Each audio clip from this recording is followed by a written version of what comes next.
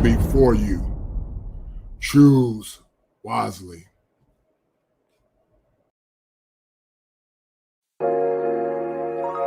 That's on me, ayy. All chained up, he on lockdown. He find God now. On my way up.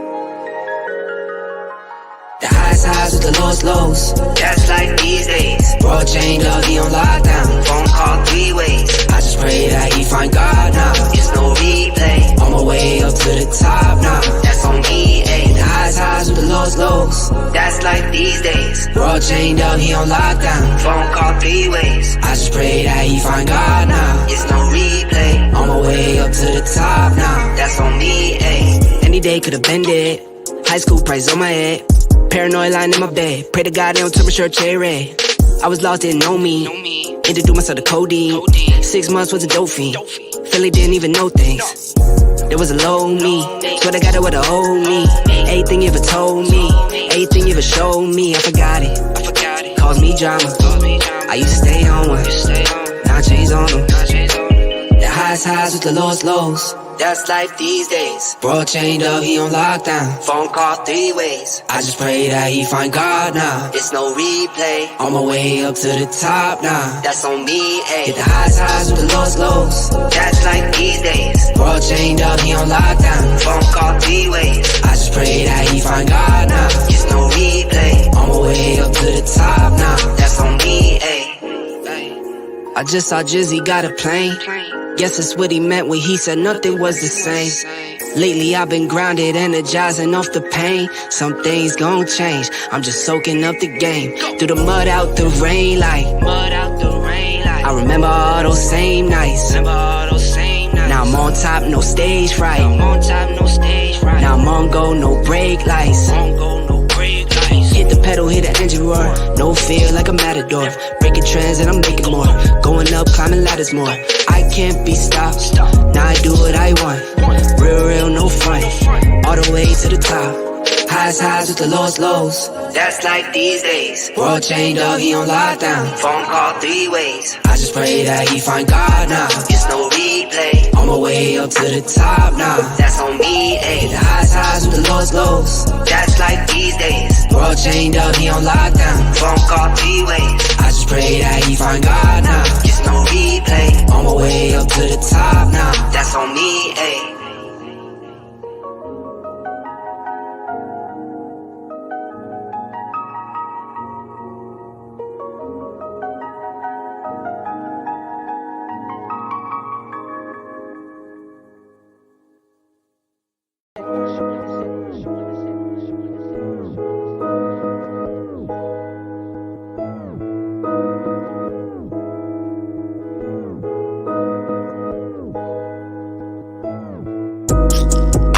Keep God first. I see evil when I converse. Now today say this how God works. Play my position, what is given with no concerns. Go. Set it off. Top of the morning, I'm gonna set it off. You living boring, I'm gonna set it off. Shooting, I'm scoring, I'm gonna set it off. Like soldiers torn, I'm gonna set it off. Son of God, no, I am not son of man. Blessings keep falling, the fingers keep coming in. I got you, but just know I'm texting like Uncle Sam. Left to the bank, you know that I'm coming in. We don't do it for the bands though, we don't do it for the clout. Legacy on the line, so I'm moving in and out. Seen good ones turn top dog, greedy ones get knocked off. I keep looking at the bench like I could never not ball. Coach keep me in the game, Curry deadly with the range. I keep looking in the mirror like, who is he? I'm insane. Who am I? He insane. Guess I ain't the one to blame. What's done is done, won't change. Time to live up to my name. Real will be real, fake gon' fall. Took time with this here, I'm made for a while. No sleeping while I won't fall. No sleeping while I want it all. I keep God first. I see evil when I converse. Now today say this how God works. Play my position, what is given with no concerns. Go. Set it off. Top of the morning, I'm gonna set it off. You living boring, I'm gonna set it off. Shoot when I'm scoring, I'm gonna set it out.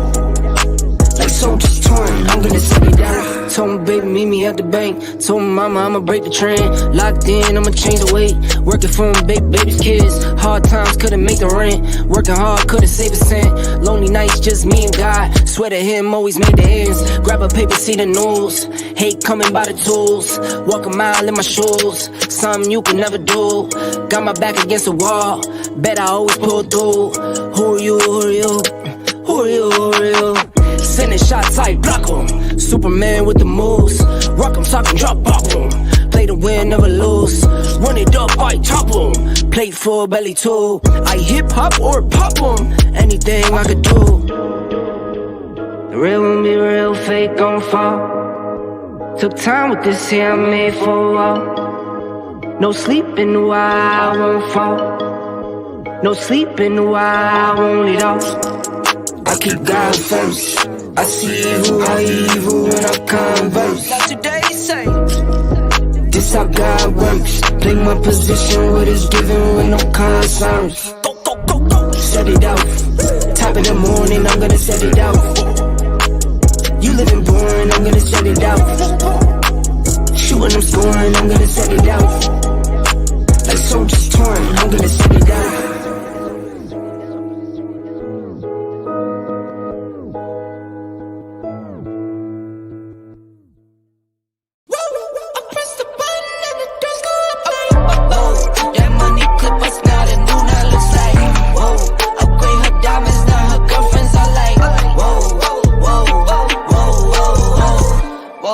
I hit recorded, drop, you can't ignore it. I'm transforming now these cars and planes, I'm always boarding. Just out touring down in Charlotte like I play for Hornets. When I'm performing, never boring, now you can't afford it. Champagne Perrier, finished friends on my face. Looking like I'm from the deep, these no Cartiers. Pockets deep, deep, deep, bro. I can make it in my seat, bro. Do you, I'm doing me, bro. Making noise, use a peep, bro. Whoa, I press the button and the doors go off like, whoa. That money clip us now, the new now looks like, whoa. Upgrade her diamonds, now her girlfriends are like, whoa, whoa, whoa, whoa, whoa. Neighborhood on the scene, neighborhood on the strip. Neighborhood be the name, neighborhood no crib.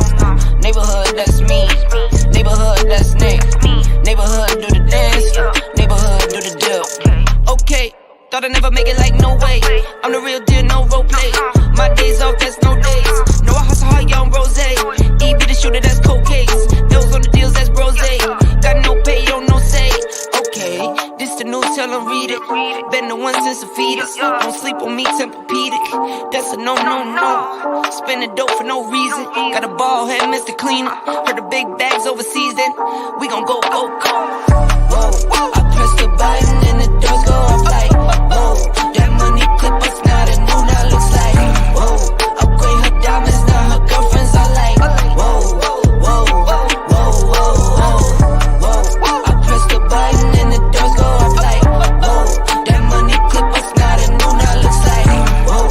Upgrade her diamonds, now her girlfriends are like, whoa, whoa, whoa, whoa.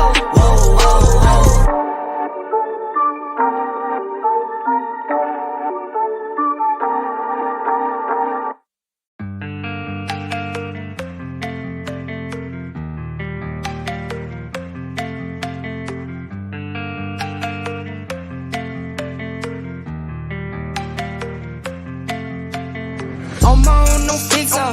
I'm gon' ball, no picker. That I ate those, they live for. Talking on my back, go figure. Whole team eats for splitter. Never was the one to go flicker. No face, no case, no picture. Full place, big stakes, my dinner. Flip that, Canal Street. Flip back. Last week, old money. This week, new racks. Never buy 9 more. If I can't afford to gift wrap, stunning in your foreign car.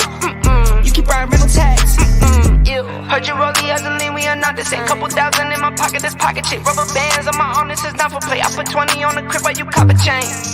I know they hated or love it. You know I love when they hate it. Last year was living basic. Haters on the other side. 3 up, read between the lines. Know I got some angels with me. Made it through some evil times. Late night on some demon time. Pour the Sprite, I need love. I can't lock it, sweet love. Free time. Brainstorm, You cannot swim with your chains on. I can see none with the lights off. Cap, you been the main one. Coolin' when I got my mains on. Show money. All right, guys, we're about to start. We're going to get our pens and papers ready because I got a show for you guys on tonight. This is the time for empowerment. And I'm not the Reverend Ike. I'm the coach clinician. Get ready.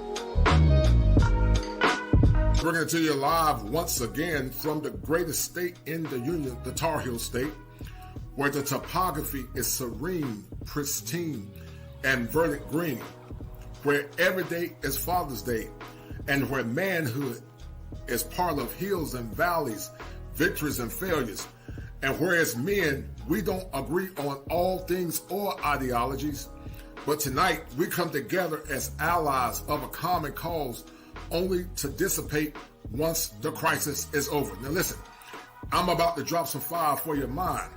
But before I drop that fire, let's explore why we are doing the Manhood Chronicles.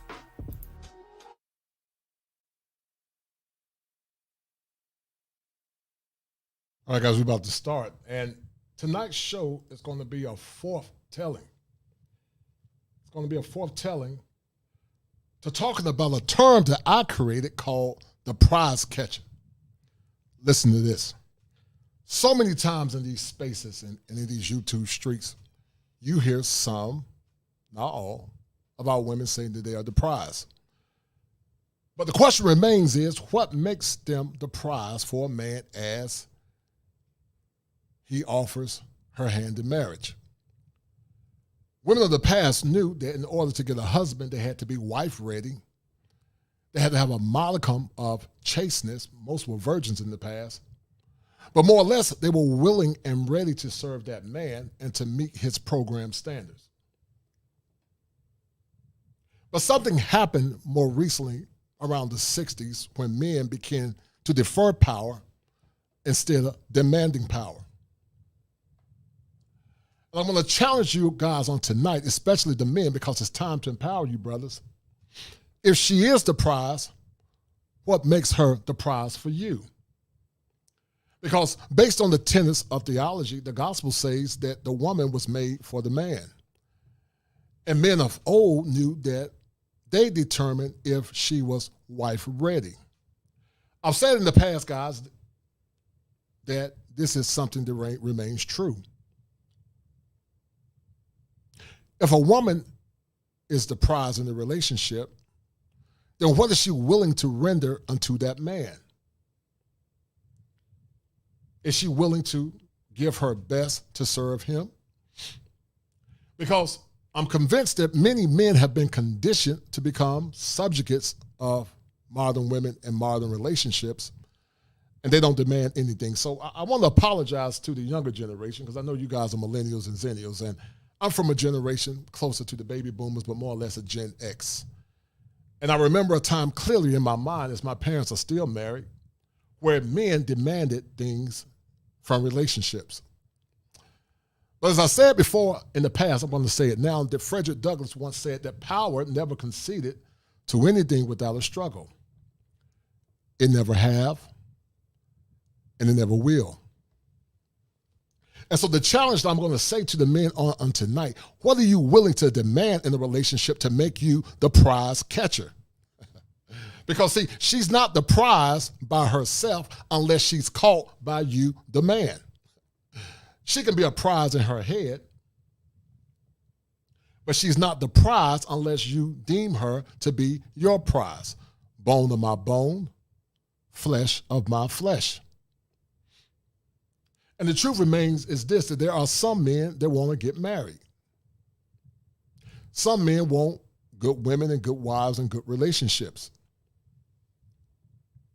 But what has happened, and according to some men, they feel that some, not all, meet the requirements that they need in a woman to get the outcomes that they want as a man. So the question remains, guys, to the 7 that are watching, please share the content, is this. What is a prize to you young men or older men or middle-aged men? What do you deem to be a prize in a relationship? Have you been conditioned to settle for mediocrity in a relationship? Have you been conditioned just to accept anything without demanding something in return?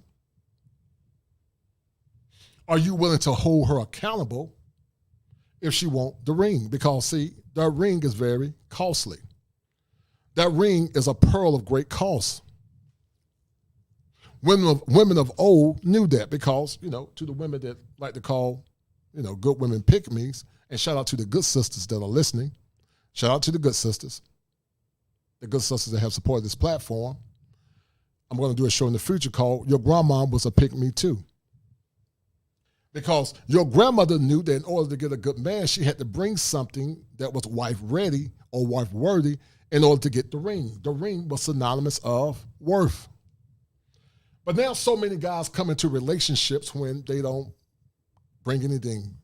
They just assume just because, they have an organ that makes them wife-ready. And so I'm going to challenge the guys tonight, because when a man decides to make a woman his wife in the past, what a hunter would do, he would bring that prize before the world to see. Any great man that's more or less caught him a prize as it relates to hunting, he would go out and hunt. And once he would hunt, he would bring that prize, if it was exotic, for the world to see, because that prize was a prize of great cost. Any hunter will tell you the story that in the process of hunting, getting that prize is a lot of work. That man has to plan. He has to be skilled in the art of hunting. But also, many men that were hunters of the past knew that every animal that he caught was not worthy to be brought back home to the brotherhood. So I'm going to ask the young men tonight, the question is, what is a prize to you? What do you deem to be prize-worthy in the women that you're dealing with? To the middle-aged men, what do you deem to be prize-worthy? Because some of you men have deferred your power because you don't have standards. You don't require anything. I was listening to I did a show recently this week, and one of the Puerto Rican women said, I think it was the American Brazilian, saying that, Puerto Rican women or some of the women in other countries, they like dealing with men of color because they say they really don't have standards, or they allow bad behavior. And when you allow bad behavior, many of our women don't respect you. Some of you men are very weak. You just take anything. You don't demand anything. Your mind has been shaped by negativity instead of being shaped based on power. Some of that is due to negative socialization.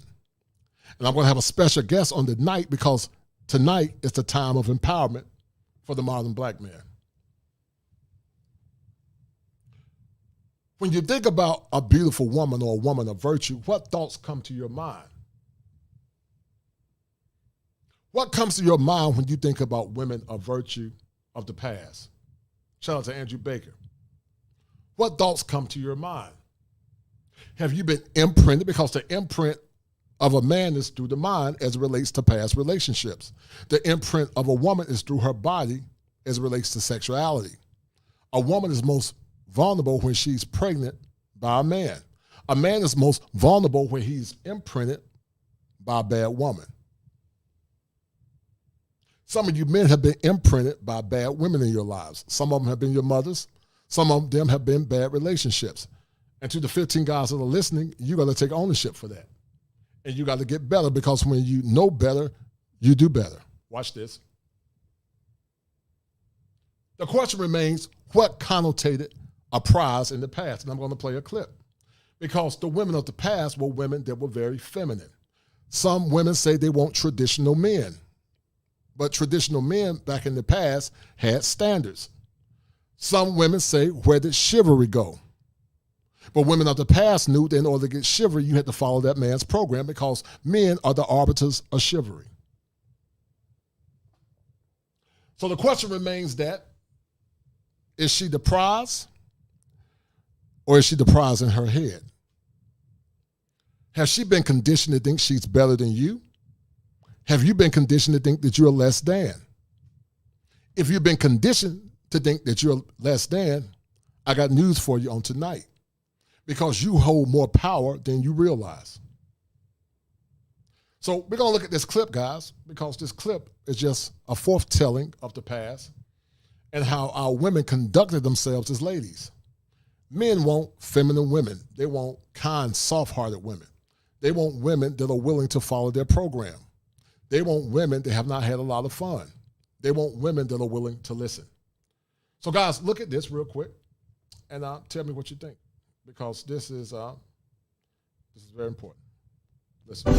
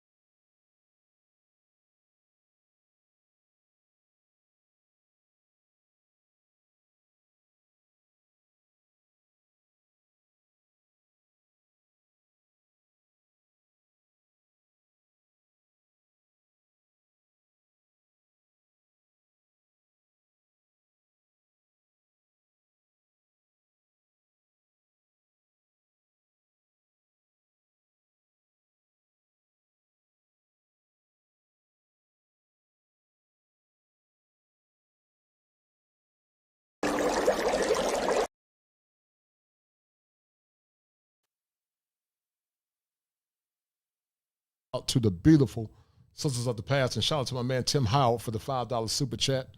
Great interview with Mr. Palmer, no doubt, brother. Thank you, Tim. Love you, brother. You always come through. Man, love you, man, Tim.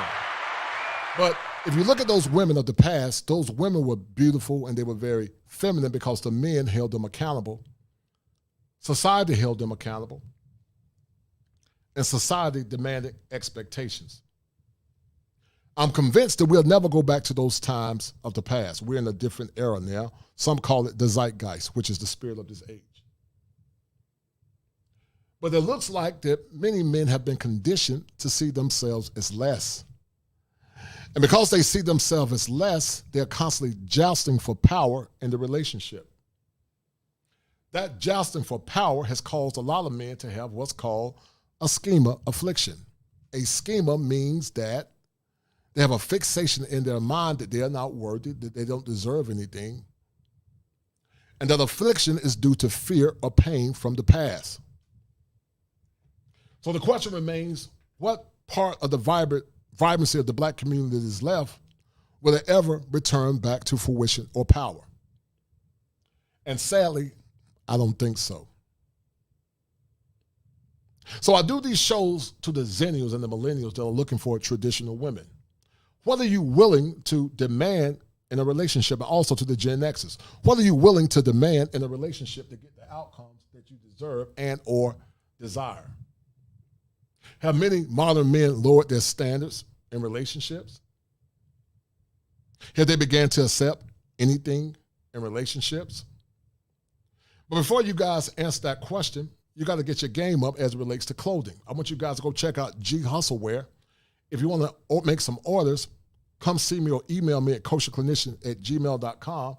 G Hustlewear stands for grind hard, sleep less. And I'm going to have my special guest on, guys, in a few minutes. And we're going to talk about the importance of dressing and the impact on the psychology of a black man. But in the meantime, I want you guys to go listen to G Hustlewear. Inbox me if you want to make some products or order some products, and let me know. Go listen.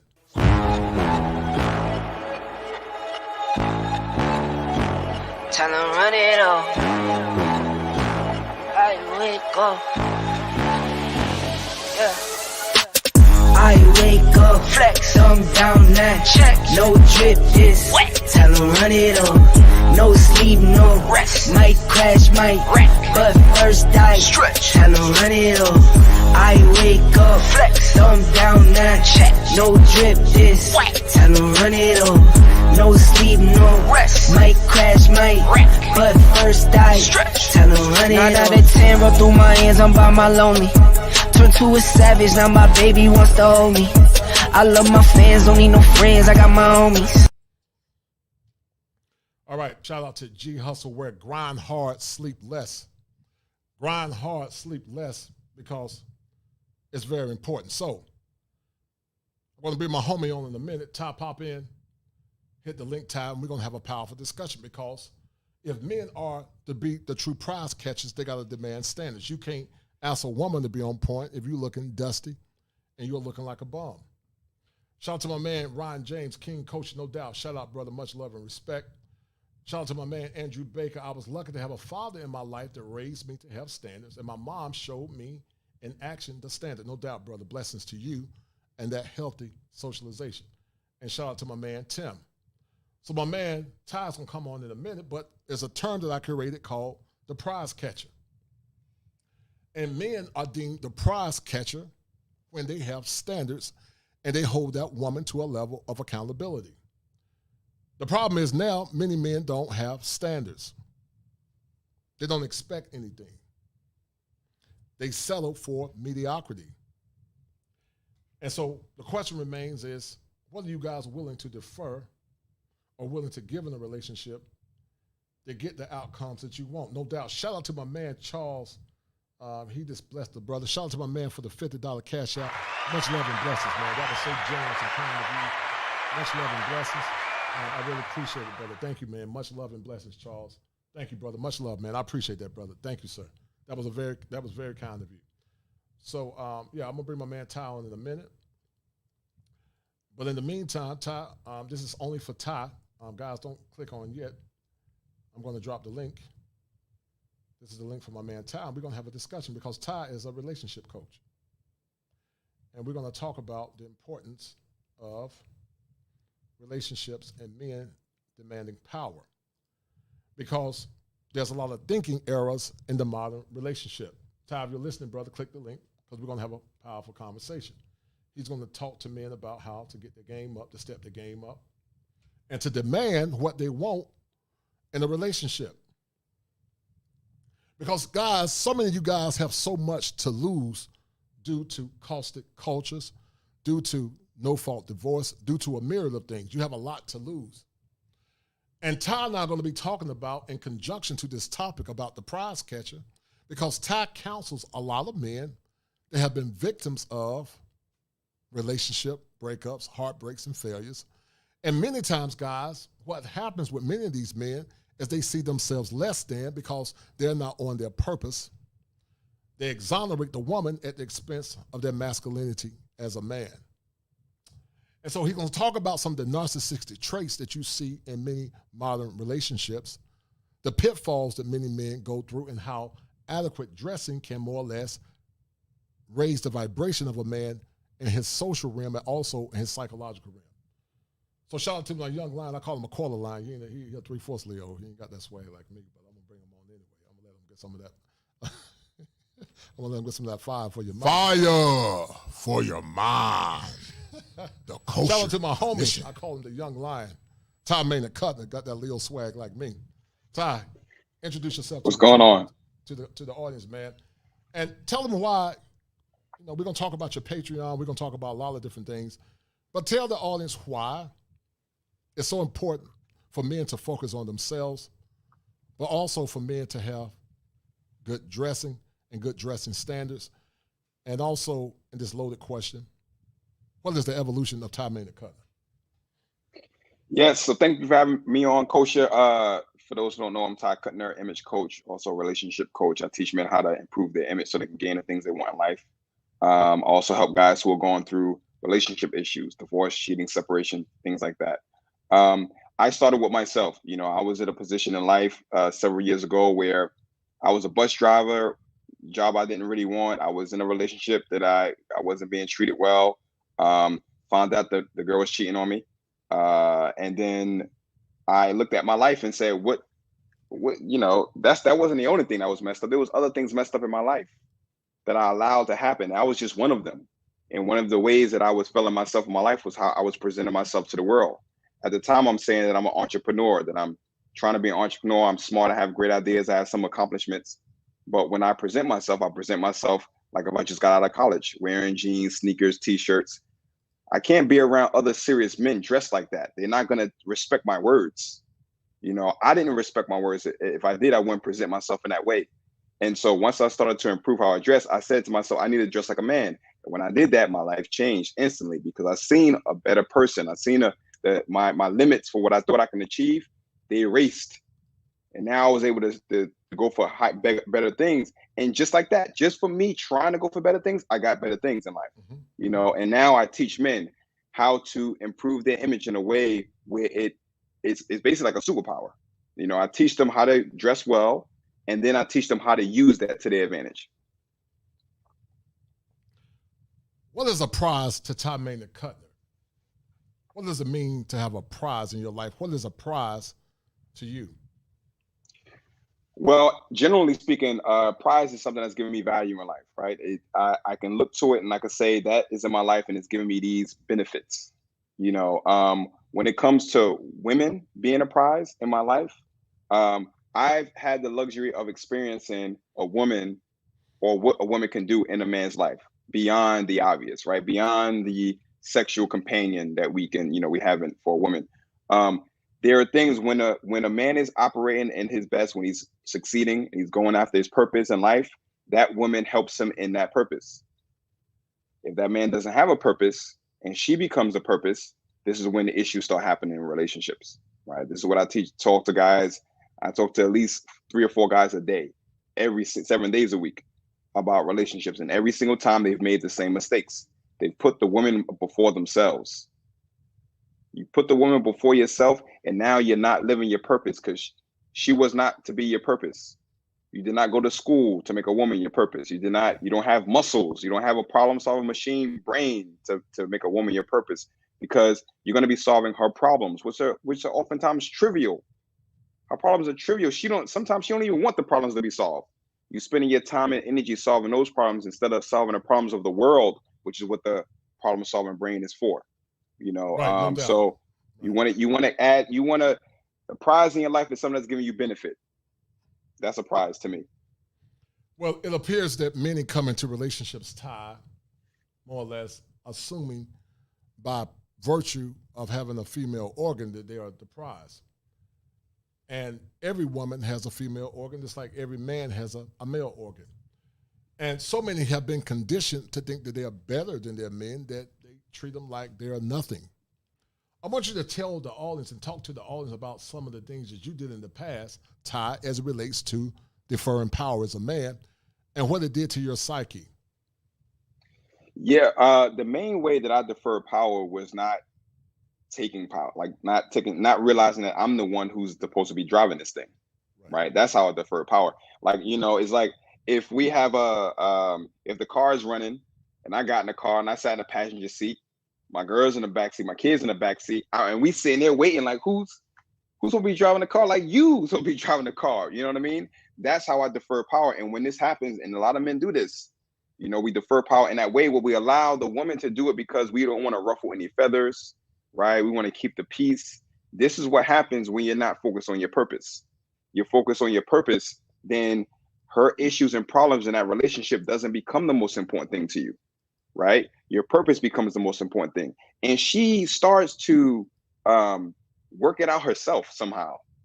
She starts to work herself out. She can fix herself. She can solve her own problems, or they go away on their own, right? Usually. But that's how I deferred power in the past, by not realizing it was my duty to be in charge. Right. And we talk about that duty not to be in charge. And what most men don't understand is that all women, even on a subconscious level, those that have been indoctrinated by liberal policies, want masculine men. You're better as a man where you maintain your dignity as a man than as when you more or less love that woman more than you love yourself. but also you don't set any standards and or parameters. Ty, I played a clip a couple of minutes ago talking about women that were icons of virtue from the past. What do you think has happened to the vibrancy of femininity, in your opinion? Well, I think the biggest thing that happened is that women started to separate from men. And women started to believe, like this, the whole feminist movement told women that they're separate when none of us are separate, right? Men aren't separate from other men. Like none of us go to a job where it's just us, where we have to come together, and we're social creatures. We have to be together. When women started believing that they're separate, they got away from men. But it's the men that allowed them to be feminine. Like, because the men is taking care of masculine stuff around you, right? You don't have to worry about protecting yourself because the man's doing that, because that's a masculine thing to take care of, right? You don't have to worry about providing for these, manual things, because the man's going to take care of that, because that's what we feel as men. We feel like it's our duty to do these things. We feel like this is what it means to be a man, right? Since forever, because we are the ones who are more capable of doing a lot of the things. So when you have that protection from that masculinity in your life, you can be feminine, right? Like, for example, feminine is really just like the flow and freeness of living. Kids are feminine. Right. Kids are feminine. They play, they all over the place, right? Kids can't be feminine and play around all the time if they got to worry about danger. But they don't have to worry about danger because their father took care and make sure that there's a house and a home for them to play in, a backyard that's safe, that has a gate around it and everything, so they can be free. When you start removing yourself from the thing that gives you that protection, it's very difficult to be feminine now, because that is dangerous. It's very dangerous to be feminine when you don't have masculine protection. Right. Who's gonna target you? Other men, usually. Right. And Ty, it appears that many men lack the wherewithal to be masculine.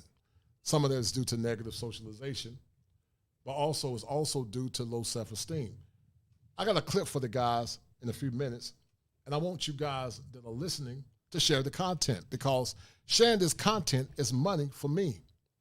To the ones that have not donated, shout out to my man Tim and shout out to my man Charles. Thank you, brothers. If you have not donated, donate to Cash App $7 Smalls. That's Cash App $7 Smalls. I am dedicated to empowering you young men. I'm dedicated also to empowering the good sisters that want outcomes from men. But listen to the sisters that come into these spaces. You're going to hear conversations that you don't like it sometimes. There are going to be some broken men that are going to be venting, and you might not like it, but it's incumbent upon you to listen and try to understand. Put your feelings aside and try to see it from the perspective as a man. It might be hard, but strive to see it. But to the 26 that are listening, share the content, because my man Ty and I got a show for you guys on tonight about male empowerment. We're going to talk about his Patreon program, and we're going to talk about the importance of dressing. But before we start, guys, I want to share something with you, because this was an outrage in my opinion. So Ty, hold tight, sit back and relax, brother. And to the guys of the people of faith, ask yourself the question, who is a wife in the Bible? What does it mean to have a godly wife? Because many men are men of faith, and they want godly wives, but it appears that many men feel that they're not getting what they want from a godly woman. So hold tight. I want you guys to check this out.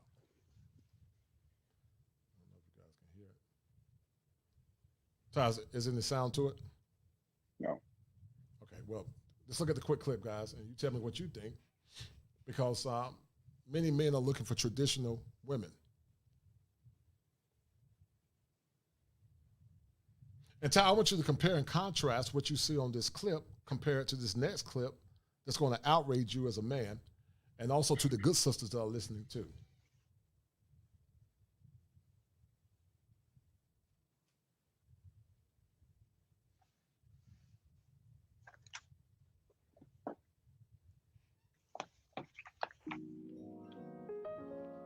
All right, there's the sound.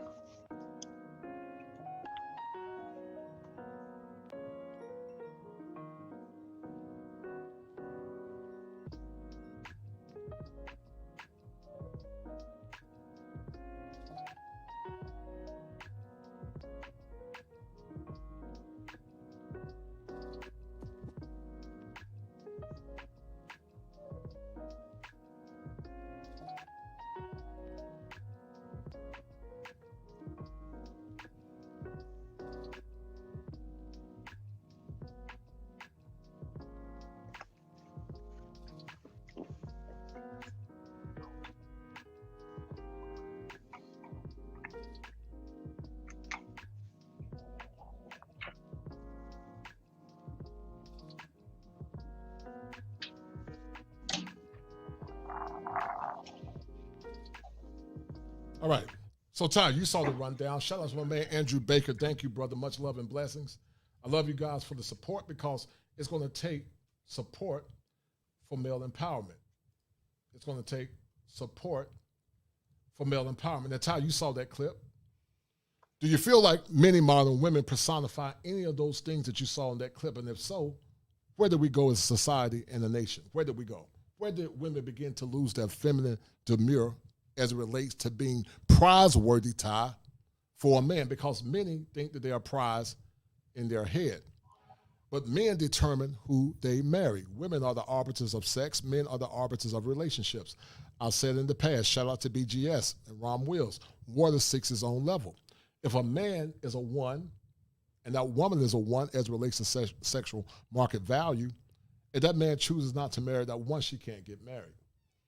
But so many women, Ty, come into society due to social media thinking that they are the prize, and I challenge them by saying, unless he put a ring on your finger, you're not the prize.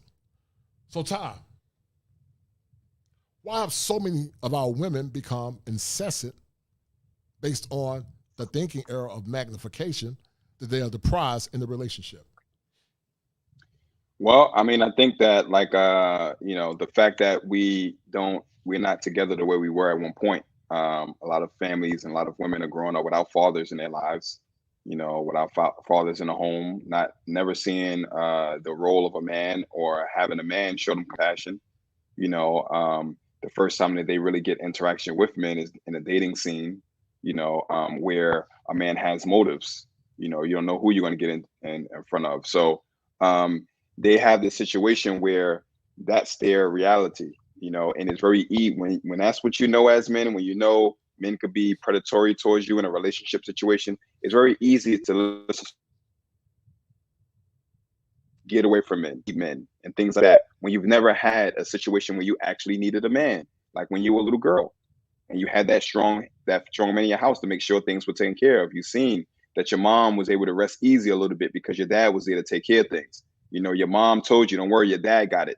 Your dad to take care of it. You never heard those words before. So now you come out in the world and you're thinking, I don't need this. I got it. As long as I got my money taken care of, I don't need a man in my life. And then what ends up happening is women are starting to realize that, wait a minute, men don't just bring money. That's not the only thing they bring is money. It's more that they bring to us, and when women start to realize these things, there's something happens. Either the woman turns things around and try to repair herself, try to get healed, go to therapy, things like that, or she rebels to the truth, right? Like I think you have a saying, she's deaf to it, right? Right. She's deaf to it, and that's a defense mechanism to not take. It hurts. It hurts a man to acknowledge when he's wrong. It hurts a man, but men understand that if we don't acknowledge that, then I can't be my brothers can't depend on me. If I'm not accountable, my brothers can't depend on me. And if I don't have brothers around me that I could depend on and can depend on me, I'm gonna lose. I'm gonna lose the battle because I know I need a team. I have to play with a team. Women have never had to be in a team because they were in a family, which was the team, and the family was led by a man. Now, when you have a woman in a family, she's not gonna have a family on her own, right? In order for her to have kids, there had to be a man present at some point. Right. In order for her to properly have a family where she can be the mother, like do all the things that the mother do and not have to work and all that stuff, she has to have a man with her in the house. If she's not good with being with men, who's she going to blame for that? She's going to be mad because a man ain't there. Right. So these things start to perpetuate itself. And now you have situations like we're in now. Mm-hmm, mm-hmm. And that term, the prize catcher, that I created, is a very unique term.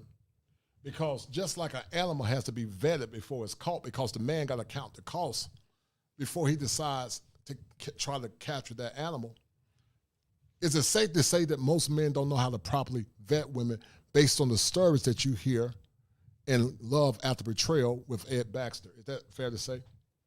Oh, big time. Big time. I mean, I'm one of them. I made the mistakes too.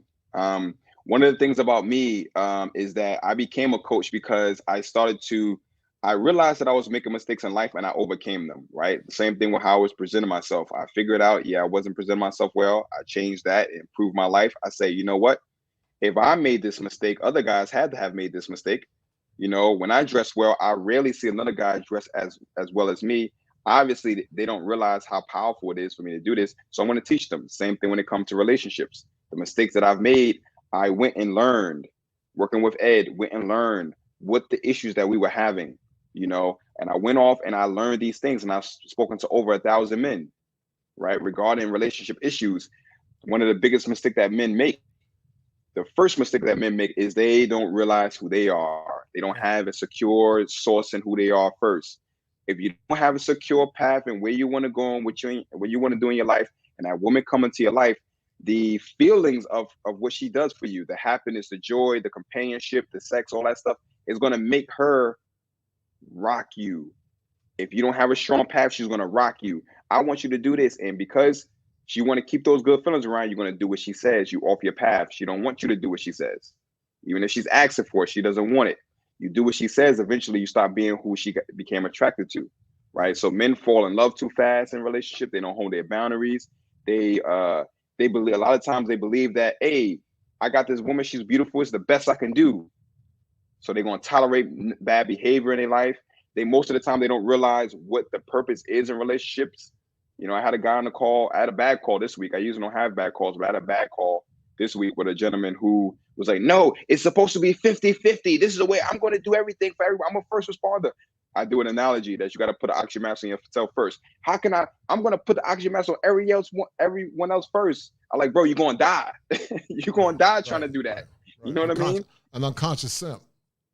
Right. And he was fighting me. He was fighting me for that. You know what I mean? And it's one of those things where I felt bad about it, because it is my goal to help men on the calls, right? It's my goal to show them how they messed up so I can help them. That's why I take the call, right? That's where I give back. If I get a guy and he just can't see it, sometimes I'm like, man, is this something I could have done better? Sometimes I can't, you know? Right. I mean, that's what it was. And, you know, that's due to negative social conditioning as well. Many of you guys that are listening have been conditioned to see yourselves as less than. The first negative imprint you got when you got that negative rejection from that girl in high school. And you guys are still carrying that negative imprint today, to the point that when you go into relationships, you see yourselves as less than because you have a schema affliction. You have a fixated way of thinking, and that fixation is normally predicated on the fact that I'm less than, I'm not good enough, she won't like me, I'm ugly, I'm unworthy. Why me? Because you have a negative schema. And Ty talks about it in his program with Ed Baxter, but also his program with Patreon, and we're going to talk about that in a minute, about what men need to use and or utilize to get the outcomes that they want. So Ty, what I'm going to do, I'm going to run the ad, and I want you guys we're going to talk about the impact of dressing as it relates to man, as it help the man to be an adequate prize catcher. Because when a man decides to hunt, Ty, Elmer Fudd had on camouflage. You know, when a man decides to hunt, he has on fatigues. He wears a certain uniform in order to catch his prize. It sounds like to me, Todd, that one of the accoutrements of a man catching a woman is changing his image. You know, we got that Leo swag because we Leos. You're a Leo, get your L up. If you don't get your L up, you got to get your L up, dog. You're a Leo like me, get that L up. That fire for your mind. We got that fire for your mind. Fire for your mind. And we got the that kosher swag game. Clinician. You know, our swag game is impeccable. But Todd, we're going to talk about the dress wear that you're talking about and why that's so important. So let me share this, guys. Share the link. Thank you, guys, to the 35 that are listening. I love you guys. You guys are awesome. Share the content. And thank you also to the ones that have donated. Sharing the content helps me push this movement forward. And Ty, we're going to talk about your Patreon. So hold tight. And so, can you guys see it? Can you see it, Ty? Yeah, I see it. All right. So, Ty, let's talk about, because I like what you got, gain the social and psychological benefits of being a well-dressed man. You're correct, because according to the gospel, what a man think, that's what he is. So, Ty, let's talk about your membership program of being a well-dressed man in healthy relationships, because what we're giving you guys is comprehensive game. This is new. And, Ty, let's talk about the casual program, the business casual, and the distinguish of what you offer to the men as it relates to empowering them mentally as men. Go ahead. Right. So So I'm an image coach, right? Most of the guys who work with me are pretty well off, white men. My coaching programs are $3,000, to coach with me. But so a lot of my brothers can't really afford that. Even though when I work with my brothers, I do half off. If you're a personal friend of mine, I do half off. But there's a lot of content that I've put out over the years, and a lot of guys have watched those videos and used it to their advantage. I went to an event the other day and a brother was pretty sharp. He came up to me and he said, I complimented him on how sharp it was. And he said, the reason why I'm this sharp is because of you. I watch your videos. Mm-hmm. I was like, oh, really? Wow. He wasn't a client of mine. He just watched my videos. So another brother of mine said, Todd, put up a Patreon, put your stuff out there, let them grow and build, and I wanted to give brothers an opportunity to work with a person who has transformed people, right? I'm a coach, so my goal is to transform. Yeah, I could be entertaining. You know what I mean? We Leos, we're gonna be entertaining, but my goal is to transform. If you're not transforming, then I'm failing you, right? So in this Patreon, I'm basically giving a lot of my trainings in there. So you join the Patreon at the casual, whatever level you join, you're going to get some training videos where there's step by step on how you can improve your image, how you can dress well, the way I did, and not just for the sake of looking good or getting women, for the sake of presenting yourself well so you can attract the things you want in life. Mm-hmm. And just like how I did. So I tell my stories about how improving my image allowed me to skip things, get opportunities, get jobs without the experience, all these things that I do simply because I was dressed well, and that's what I teach inside of the Patreon. So casual, you get to see our videos. The business casual, you get to interact live when I do live videos. The distinguished, you get to have a 45-minute consultation with me or strategy session once a month. All right, where we can go in and I can help you and also create content for my brothers. It's a new Patreon, so there's not that many people in there now. But I'm taking the people who are in there are people I personally know. And these are things I'm taking in whatever you guys give me, whatever you want to learn. That's what I'm there to do, because I'm a coach and I do it from the heart. Like, I'm here for my brothers. So I do it with compassion. And I learned something. I don't want to hold on to it for myself. I don't want to be the best dressed guy in the room. If my brothers are in the room with me, I don't want to be the best dressed guy. I want my brothers to be dressing well as well. And that relationship stuff is also in there. So we're going to talk about that as well. I'm going to run this ad, guys. Go check out Ty Maynard Cutler. If you need to get in contact, email me, or you can, Ty will drop his information on his number, and we'll get you dressed up looking sharp and spiffy so you can change that schema affliction, because you can't be a prize catcher until you change the brokenness in your mind. You can't demand better if you're looking like a bum and dressing like a bum. I'm not saying you got to wear a suit. I'm not saying every time a man got to wear a suit, but etiquette and looking nice is paramount to getting the outcomes that you want. You have to dress for the occasion.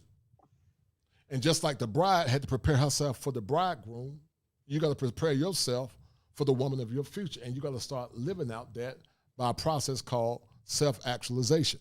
So Tom, I'm going to play this video, and I want you guys to listen. My name is Ty Cutner, and I'm going to teach you how to be a well-dressed man. Now, as a well-dressed man myself, I gain many advantages that most men don't even realize exist.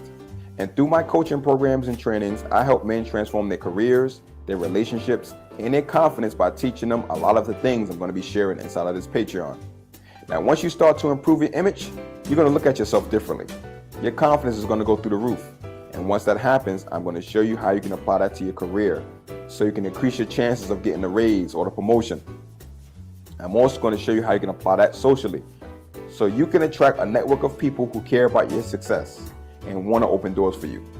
And I will be doing you a huge disservice if I did not teach you about relationships with women, because you're going to get a lot more attention from the ladies.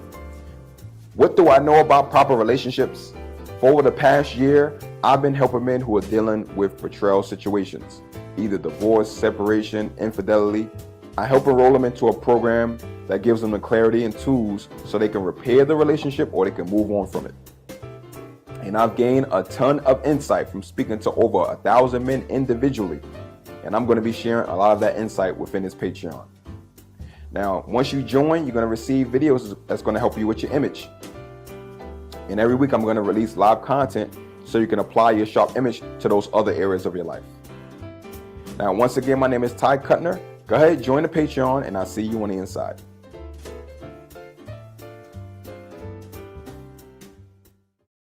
Out to the Leo Nation.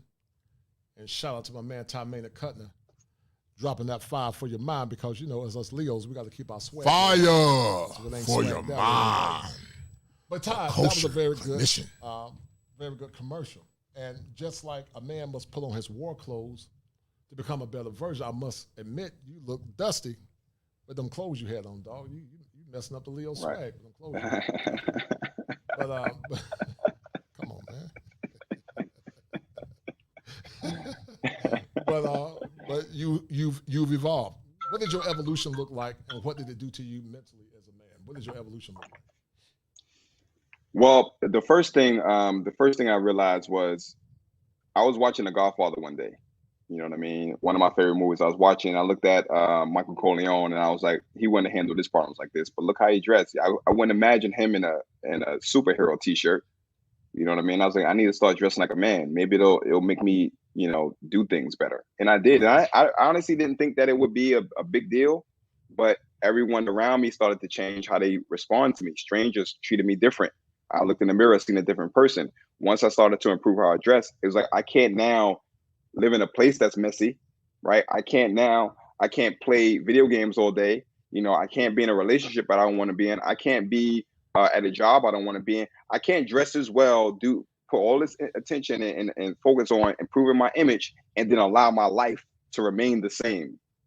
So it became real easy to just do away with all the things that I wanted to make happen from me improving the image, because I changed who I seen in myself, right? I started seeing that diamond start to shine through once I dust myself off with those old, you know, that old image that I had to leave behind. Mm-hmm. So that once that started to happen, I started want to go out more.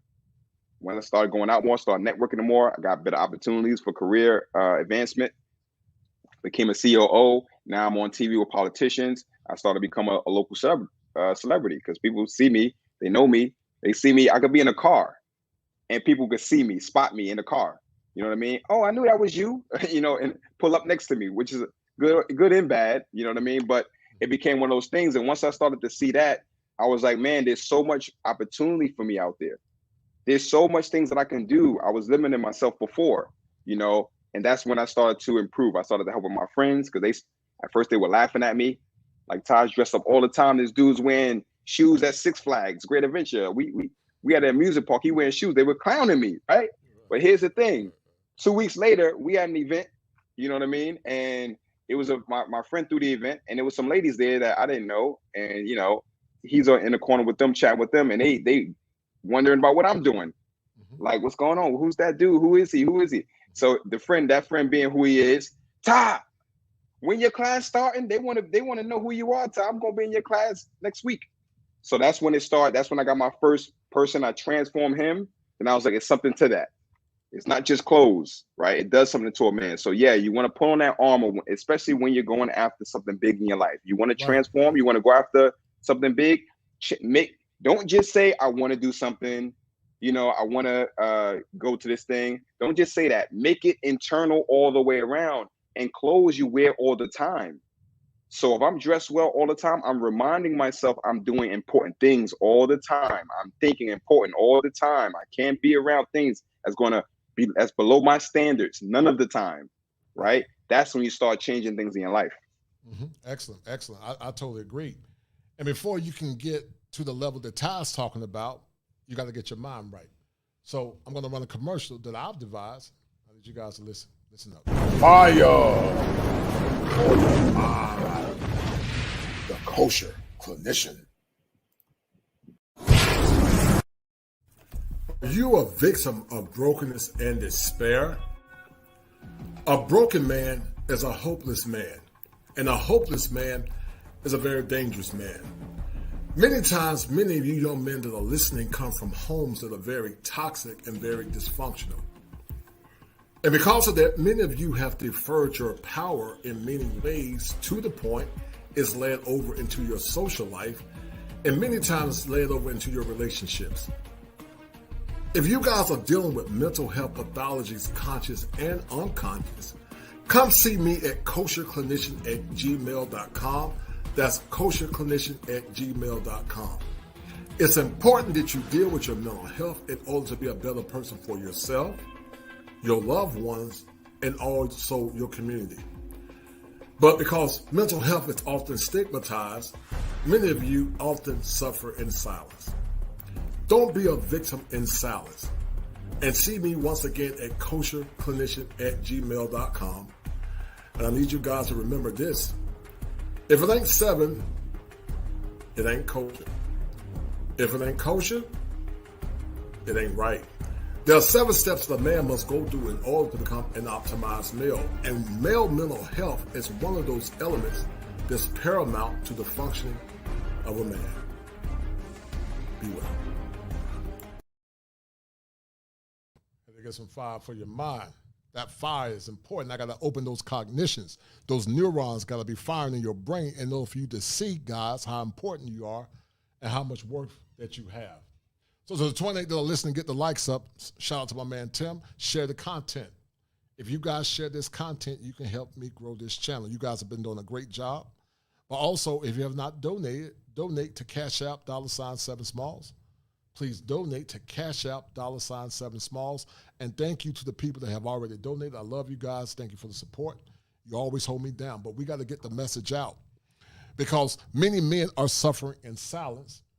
And many men have gone to the graves with dreams deferred because they didn't know what their worth was as a man. And as I said before earlier, many times it's due to thinking errors. And so we got to break those thinking errors.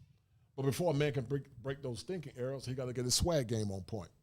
And that's what Ty and I are trying to do. We got to calibrate your mind in order to calibrate your body. But it all starts with the mind. I'm going to play a clip, guys, to the ladies and men that are listening. And we're going to ask ourselves the question, is this man an unconscious simp?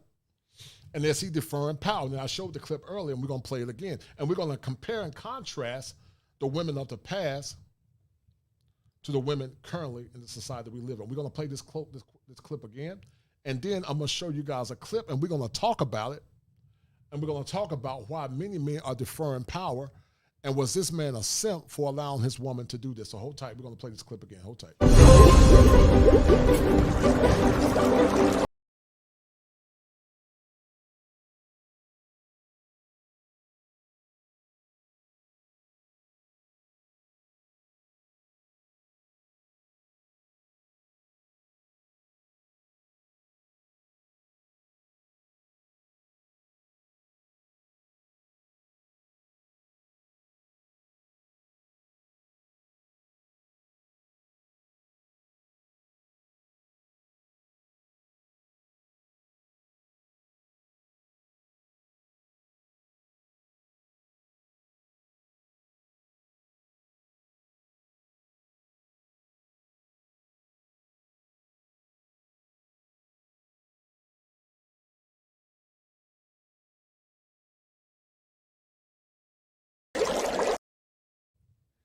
All right, you guys saw the dichotomy, and being a bang, hold tight there. I'll bring you on in a few minutes because I want to hear from some of the women because there are some that think that they are the prize, but I say, and I challenge them that you can be the prize in your head, but only that man determines if you are the prize. So being a bang, hold tight.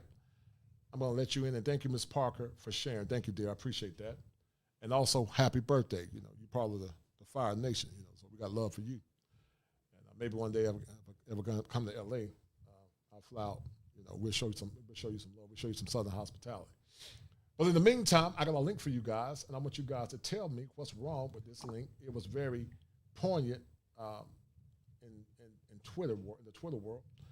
And what's wrong with this woman and her idiosyncrasies as it relates to her husband?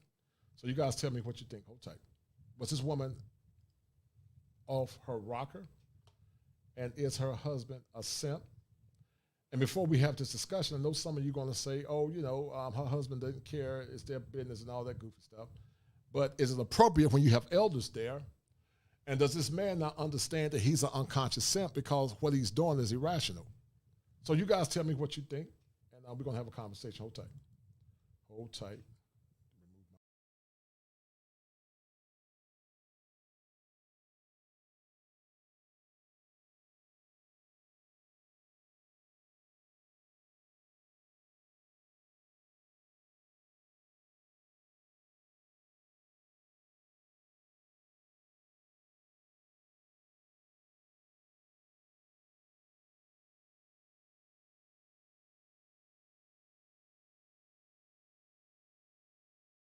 Ask yourself in your right mind, what man in his mind will allow his woman to show her body parts like this man is doing?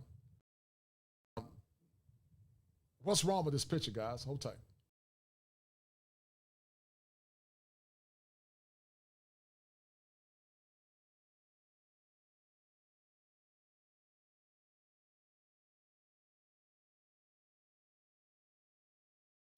Hold tight. I got to find the link. Hold tight. Let me bring it back. All right. Let me remove myself.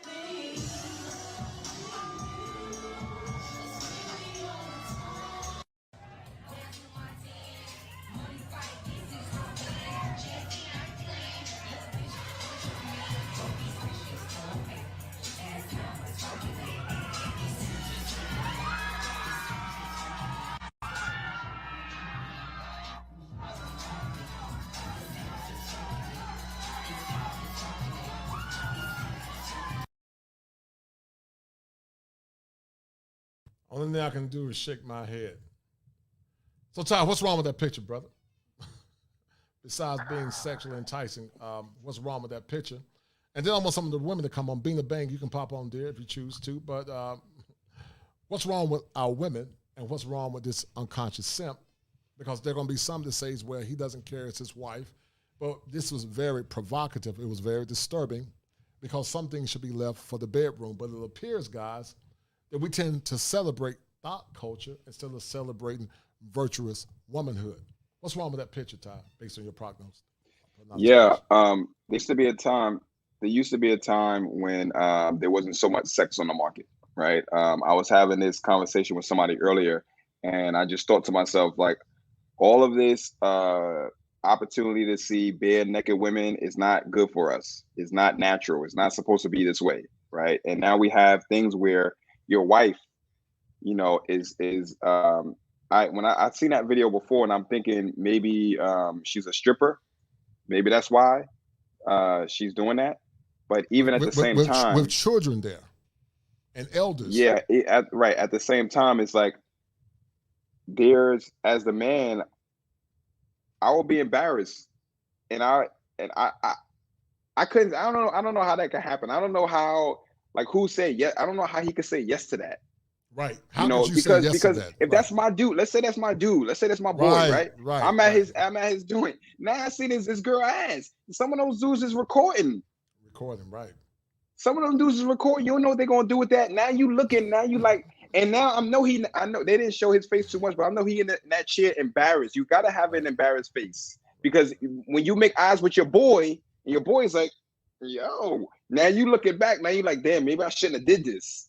You know what I mean? It's not a good thing for many reasons, but that's one of them. Yeah, that was appalling, man. And no way in hell I would allow my woman to show her the old folks say ham parts to the world. And, you know, now these men got ammunition. You know, some of them might even get some lotion because this clown didn't respect himself and he didn't cover his woman. Because if you're really covering your woman, you wouldn't allow her to do that. You would check that and say, you're not doing that. If you want to be a freak, you be a freak for me. But you don't show your body for the world to see. And see, guys, that's what guys are talking about. That's why guys are so angry with many modern women. They want the benefits, guys, of the women from the past, but they themselves do not personify the virtues of the women of the past as it relates to being virtuous women. And so it's unfortunate because if good sisters speak out, they call them pick me to tell them shut up. So you got sisters that know that was disgusting. I saw some of them in the comments. When the men speak up, you know, they say you hate black women, you're Miss Andrews, your mama's black. You know, goofy shit. Goofy. Extremely goofy.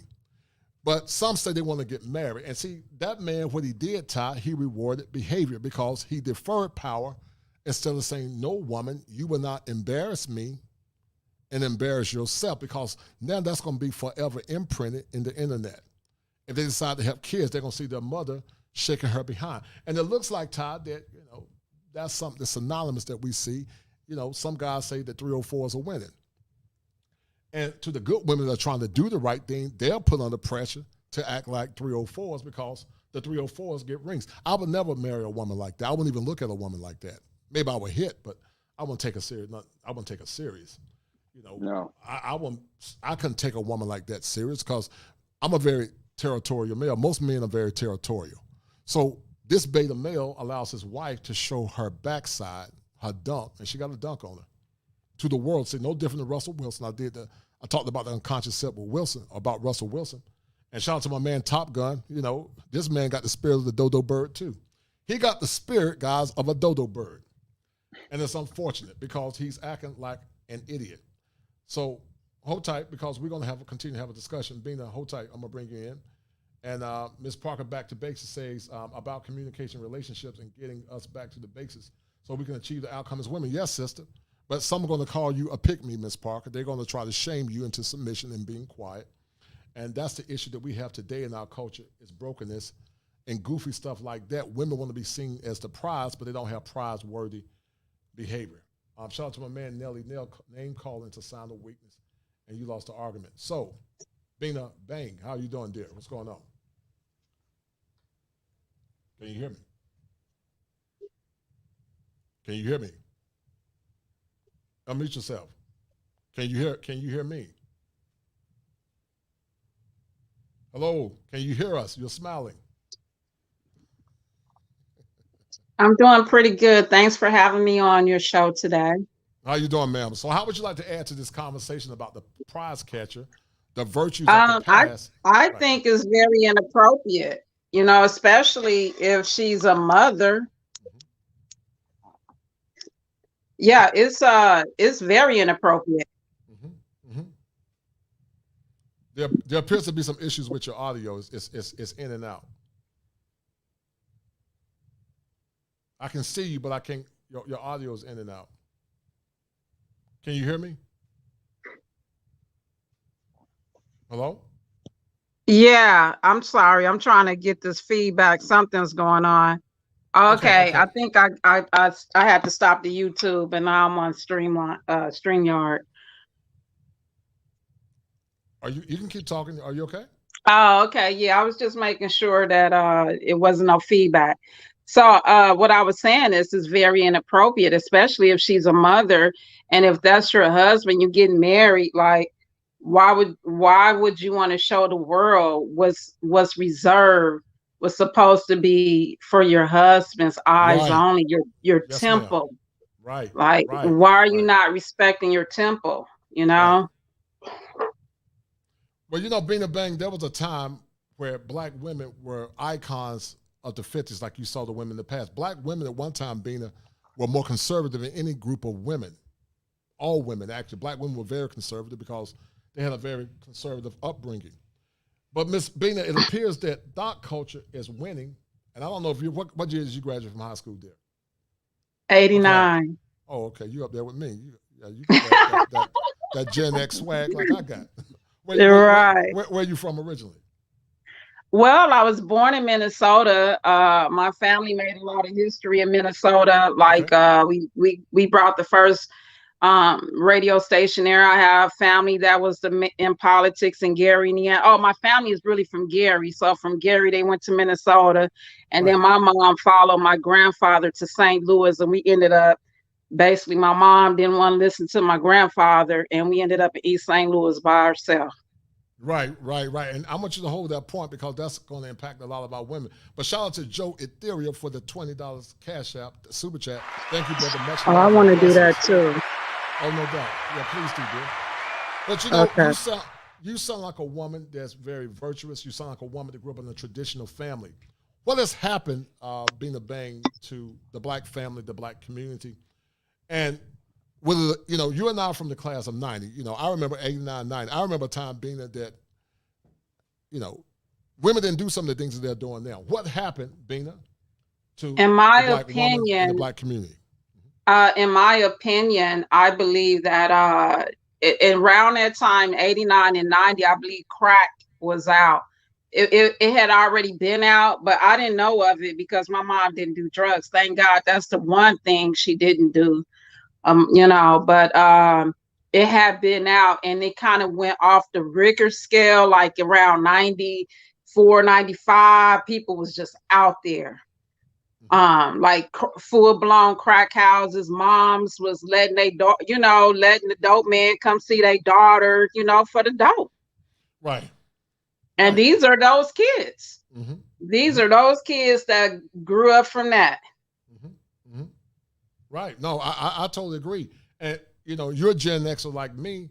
What are some of the things you remember, Bina, that was seen as a travesty when you grew up in the 90s, 89, 90, meaning, well, in East St. Louis, I think prostitution was very harsh on women. Like, women were really like walking the stroll in East St. Louis. Then we had a lot of strip clubs, massage parlors, that was better than being on a street, full-blown street where people can just drive by, kids, families, and see a woman out there, with back then it was transvestites, today transgender. It was terrible. It was terrible. It was no shame, no morale. Morale went out the window. There was no such thing as morale when you're on crack, basically.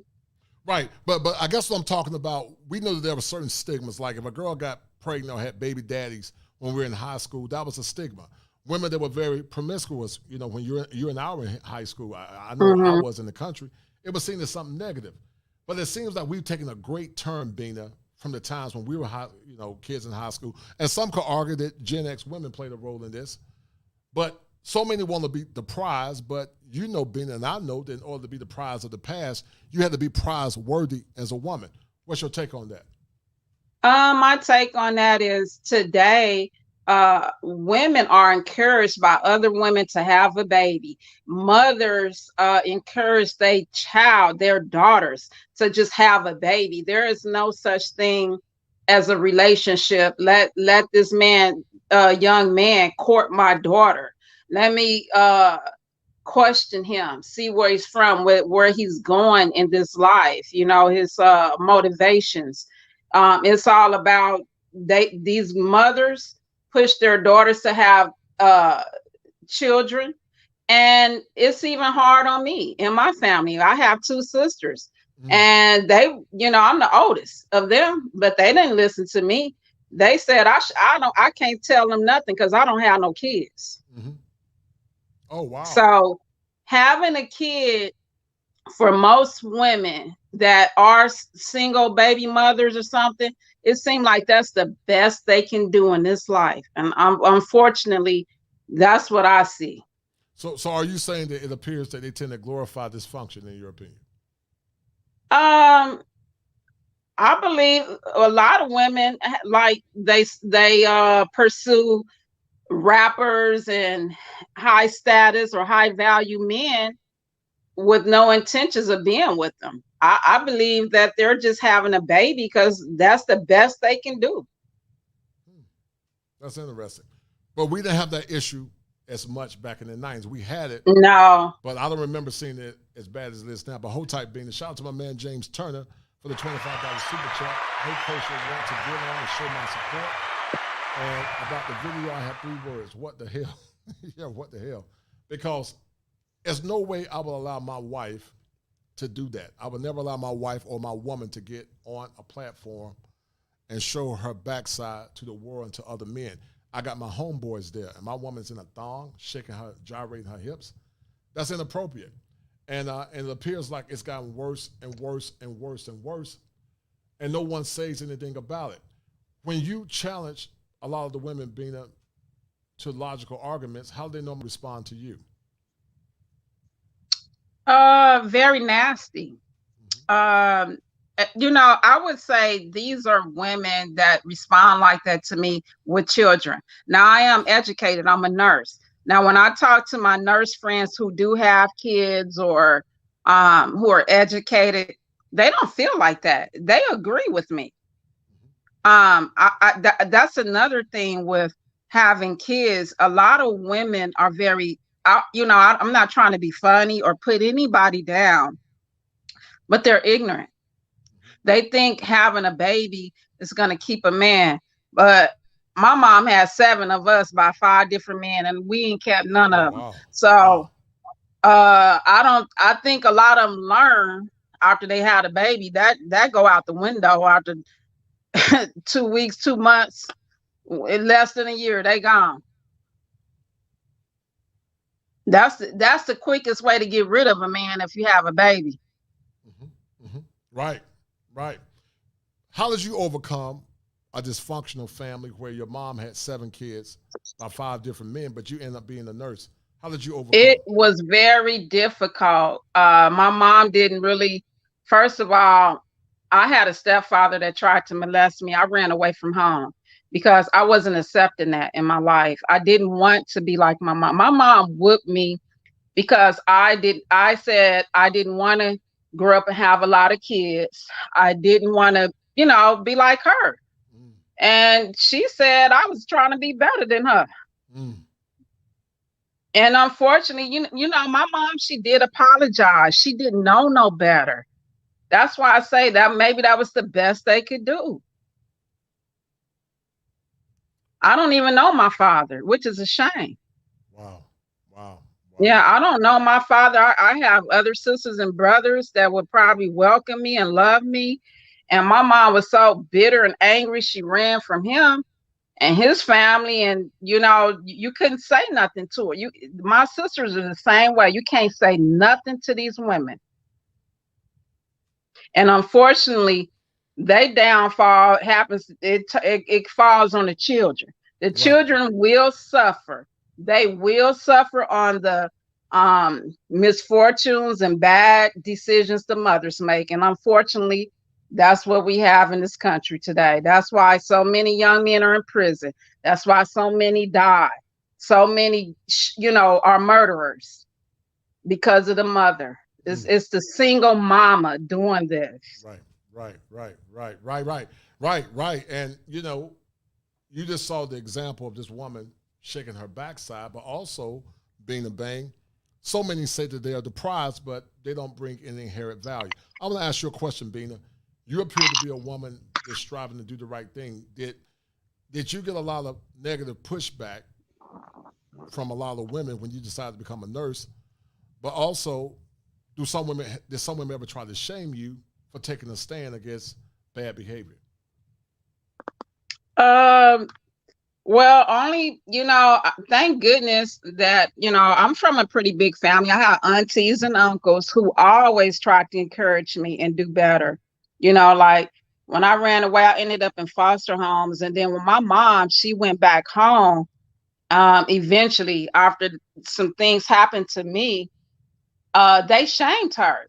She had a lot of regret and remorse for some of the things that happened to me and I went through because of her decisions. And she tried to gather her other kids and go amongst her family, but she tried, When you say she tried, what do you mean by that? She tried what? She tried to change her ways and stuff with me, but I was so hurt, as a child. I wasn't going back to her. I would have rather, I was eating dirt. Okay. I'd rather eat dirt in the street amongst strangers and whatever and survive than to go back home. My mom, even though she tried, but I just didn't. After you hurt a person for a certain amount of time, you could take anything in this world. And as a child to feel like that it's inconceivable. It's hard to explain. Like it's a movie. Like my mom used to whoop me butt naked all night long. I used to have whips all over me. So. Well, it sounds like to me you went through a lot of trauma. Yeah, trauma. Have you gotten resolved from that trauma? I think in my own way, but I've been listening to some Kevin Samuels, and I think I would like to have some therapy. But I am married now, Yes, ma'am. Good. and maybe I'll go for myself. But I would like my husband to go too, because Yes, ma'am. sometimes we have problems, you know. Let me ask you a question, Bean. I'm sorry to hear that, dear. My heart goes out to you. It appears that you've given your husband the best that you can give him, and you've definitely got a lot of things to unpack as it relates to trauma. If you want to do some non-diagnostic consultations, see me at coachclinician@gmail.com. I'm a licensed therapist. Okay, I've talked to you before. You probably remember me, and I would take you on to that. Yes. Yes. Okay. All right. But you know, we talk about the prize, being that we talk about so many saying that they are the prize. So many model women say that they are the prize. What would you say? What virtues did you give your husband to make yourself wife ready? What did you give your husband to make yourself wife ready? Well, I decided in my life when I met my husband that for myself that I decided that I was going to be happy, that I'm going to be happy on the inside, and I met my husband, and I decided that I was going to be happy with or without anyone, and I met him. But my husband's from another country, so he has a strong, very strong cultural family sense. Right. What country? You know, and Congo. Congo, okay, yeah. Okay, Congo. Right. Yes. And he's a hard worker, very hard worker. And you know, we definitely had a lot of fights because he's never been married. So he's, you know, not in this country. And he's younger than me also. I don't know why. All the younger men come for me. But yeah, but he's a good man. He's a good man, and he do right by me and, you know, his family, and he's honest, you know, he's loyal. And yeah, we both have to work on some things, you know. As far as the marriage, I learned that one of the greatest things I learned about marriage, because I did not have an example, is that you know, you strive to be the best you can be.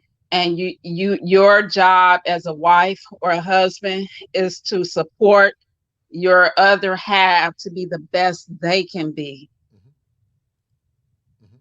Do you feel like you're getting that now? Yes. I mean, I'm happy. I'm definitely happy. There is a spiritual tie, you know, there is you know, we both work hard, and I mean, we don't have much. I wouldn't say we're rich or anything, but you know, we're happy. Do you have children? No. Is that a regret of yours? I always wanted children, and I still believe. I'm a believer because I mean, I came through some extreme situations, you know, and I still believe, you know. Well, I believe God always got a purpose in everybody's life, and he always used the smallest thing to make the greatest thing. So to prove his points. No doubt. Well, listen, thank you, dear. Please check me out if you want to do a non-diagnostic consultation. Much love and blessings. And all right, thank you. I just want to hear from a woman's perspective about, you know, women being the prize and what makes them prize ready. But thank you, dear. And okay. Thank you for listening to the content. Thank you, dear. All right. You guys have a good night. All right. Be good. All right. Bye-bye. Okay. Bye. All right. All right. So, guys, you heard it from a traditional sister, you know, being is trying to show love to her husband. But also, me and Ty are going to continue the conversation. If someone else would like to pop in and one of the ladies come in and let's join the conversation, because many feel that they are the prize, Ty, by default. They feel that they don't have to do anything but just show up. And Mr. Turner, if you want to drop on, brother, come on, drop on and talk about and join this conversation as well, Mr. Turner, because I've been encouraging you to do what's best for you, because you know, it's important that men live their lives on their own terms. It's important for men to live their lives on their own terms. And so, guys, please share the content. Thank you, Ms. Parker, dear. I appreciate it. Shout out to Elisa Desario. You are blessed to be able to achieve that after what you suffer. God bless you, ma'am. No doubt. I agree, sis. And Ray Hammond, God bless you, lady. No doubt. And that's the kind of dysfunction type that we have in our community. But Ty, let's talk about your program, Love After Betrayal, with Ed Baxter, and some of the challenges that so many men go through and the thinking errors that you've seen, Ty, as an image coach, but also as a relationship coach. Yeah. So the Move On After Betrayal program with Ed Baxter is mainly for guys who are experiencing, they went through divorce, they're currently going through a divorce, separation, they've been cheated on recently, or guys who just can't move on from the past. They may have broken up for a couple of years and they still have that woman in their mind. When they're with new women, they thinking about the old woman, or they jump into another relationship and their relationship patterns keep being bad, usually because they have some fundamental issues on how they see relationships, and when I get on a call with a gentleman, no matter what the story is, no matter how long he's been with the woman, no matter if they've been married for 50 years, whatever the case, it's the same issues that guys make. We make the same mistakes. The guy starts to put the woman first, try to put her on a pedestal and all that stuff. Mainly that happens when a man is trying to, the woman may be nagging, she may have some issues, whatever the case, and that man tries to fix it because that's what men are. We're fixing machines. That's how we see the world, right? So we're gonna try to fix her. He tries to fix her, put her on a pedestal. He's trying to fix her, but she's not asking to be fixed, right? She's not asking to be fixed. So he's trying to fix her, putting her first. He sees her as a prize, not himself as a prize. Men, you got to see yourself as a prize because you bring way more to the table. I know we've been talking about this 50-50 stuff, and that's a whole new thing, but no woman is going to want you in their life if you don't have a car, house. Like, you got to have your stuff together. You got to have your life together first. She could come from a parent's house. You don't care that she lives with her parents or a mom or aunts or a grandmother. You don't care. She's going to care. She's going to care where you live. And this is important. The reason why she cares is because every time, even though, we've advanced society, we have contraception and all that stuff. Every time a woman has sex, there's a chance that she can get pregnant. At least her body feels that. At least whether her mind knows that she took a pill or whatever the case, her body feels that. So because of that, she needs certain securities. And that's what your life is to her.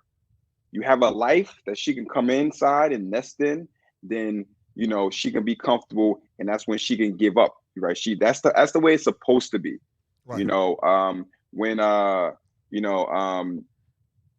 people mention the stuff, how women, don't find out if the boy that their girl is dating, women aren't the ones who decide what a good man is or not.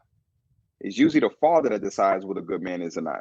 And what's happening now is women are getting with men because they already have their money and all that stuff. They're like, oh, I don't need him to have the money because I got myself together.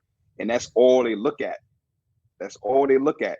But a man knows what another man, right? You're supposed to bring your boyfriend in or whoever to your father, and your father's gonna see what kind of character he has going on. We're not doing that these days. So we have these relationships where even men didn't really know what it means to be a man in relationships, and they start to defer the power to the women, like we mentioned earlier. And now the woman is in control, something she doesn't want to be in control. You let her do everything. I gave her everything she asked for. I give her everything she wants. And then that man starts to lose himself. He gets off his path in life. He loses his mission, and he's no longer the man that she fell for because he's not on his mission. And Ty, you used the term prize, but like I said, I believe it's greater than the word prize. I say the prize catcher, meaning he delineates certain prescriptors based on what he sees in that woman. She's my prize. Now I'm going to catch her. He's the prize catcher. That's a term that I created. He's the prize catcher because that man determines if that woman is prize worthy.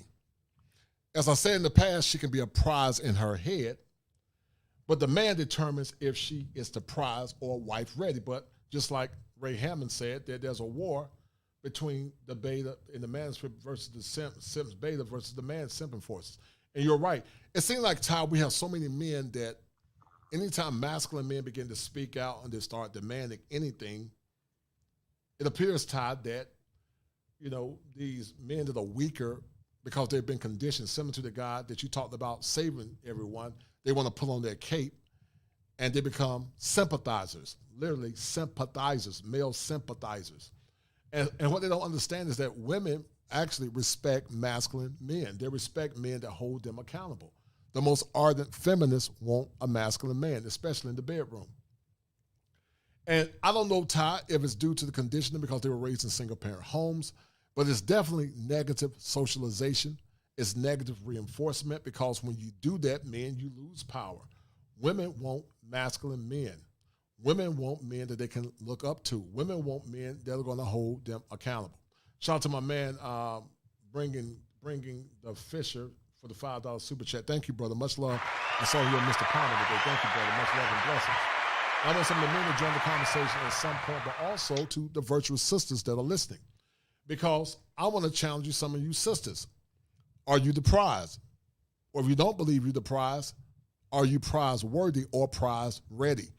Because many men want women that are prize worthy and prize ready, as prize worthy and prize ready women are synonymous to, watch this, wife ready. When she's wife ready, she's willing and ready to meet the demands of her husband, and she's ready to come in to contribute because she wants the ring. But so many times want the ring without having to put in work. Where does this excessive entitlement come from, brother?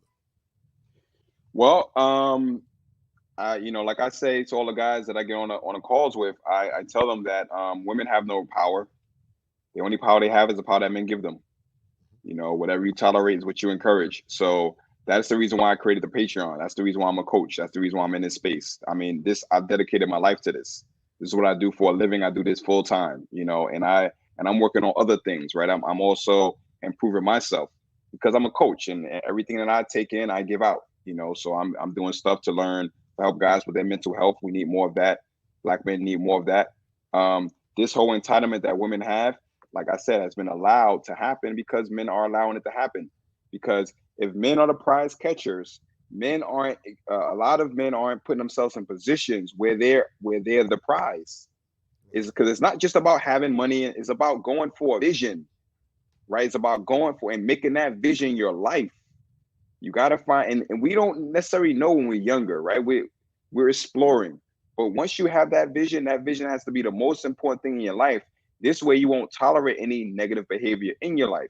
Now, if all men were doing that, then this whole thing with women and how they act and behaving, it would be they would be forced to improve themselves because women don't want to be alone. That's not where they're supposed to be. They want to connect, right? They need to be with somebody else. They're like biologically, they need to be with someone else. If men are not putting their purpose first, and that's the reason why my image coaching, it changes what a man sees. Right. He starts realizing, wow, why was I allowing these things in my life before? So once he starts doing that, he improves himself. He has to improve the woman that he has in his life. And a lot of times when a man starts to improve his image, there's certain women that are intimidated by him. They won't even approach him. Right. What do I look like walking around with a woman like you with the huge lashes and booty shorts? What would I look like? Dressed sharp like I am, going in the places that I'm going and going in the rooms and the meetings and the boardrooms and taking you to the galas and the dinners that I'm taking you to in the restaurants. If you like that, how would I look? That's the same thing like a young man who's got his wife shaking her butt at the wedding. He can't go. Once he's not around, his boy's gonna be clowning him. He's gonna feel that. Now he either gonna bow down and have to leave that environment, or he gonna have to check those men. Now he putting himself in a situation he don't need to be in because he let his wife be reckless. That is not cool. So it's all about empowering men. That's what we all about. That's why, I rock with Coach and Clinician from the beginning, because we're about empowering brothers. No doubt, no doubt. James Turner, how you doing, brother? And James is beginning to evolve as a man. And we're going to get you with Ty, James, at some point, get your swag game up. You already got that passport. We're working on that mind. And you're going to get that weight down, man. You're going to be the new Black Iron Man. We're going to feature the new as Black Iron Man. You're going to be the new version of Black Iron Man. Man, I look good already. I look good already. Ladies, let him know I look good already. Check me out. No doubt. That's what it is. No doubt. How would you like to add to the conversation, James? We're talking about the prize catcher, and how would you like to add to the conversation, brother? Yeah. First of all, I want to say, hey, Ty Cutner, brother, you looking good. Appreciate Straight it. up, you looking good, man. Your question is who? I believe I want to answer your question. Who's the prize in a relationship? Right. So I created a term, Mr. Term, called the prize catcher. Mm-hmm. The prize catcher is more or less. Turn your your volume down a little bit. But the prize catcher is a term that says that many of our modern women think they're the prize in their head. But unless that man determines her to be the prize, she's not the prize, meaning she have to more or less bring something to add virtue to his life.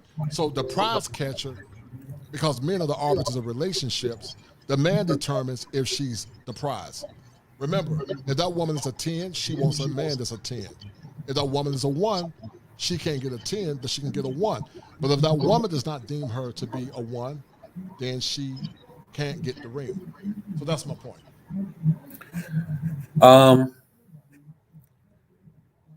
Okay, we're empowering men, and I understand that, and that's what we must do at this particular point, because at this point, for many different reasons, I feel that we're more and more at a disadvantage, especially when it comes to any type of relationship, whether it's personal, whether it's business, and that kind of thing. Having said that, I kind of look at things more, I guess, from a biblical standpoint. Well, based upon the way I'd interpret it, and the truth for me is that we're both great. We really are. We're not equal. We're not equal. Okay, we're different, and different does not mean deficient. Right. Now, having said that, if we have to recognize the greatness in each other and get back to respecting one another as to who we are. A woman has to know that a man is a man is a man.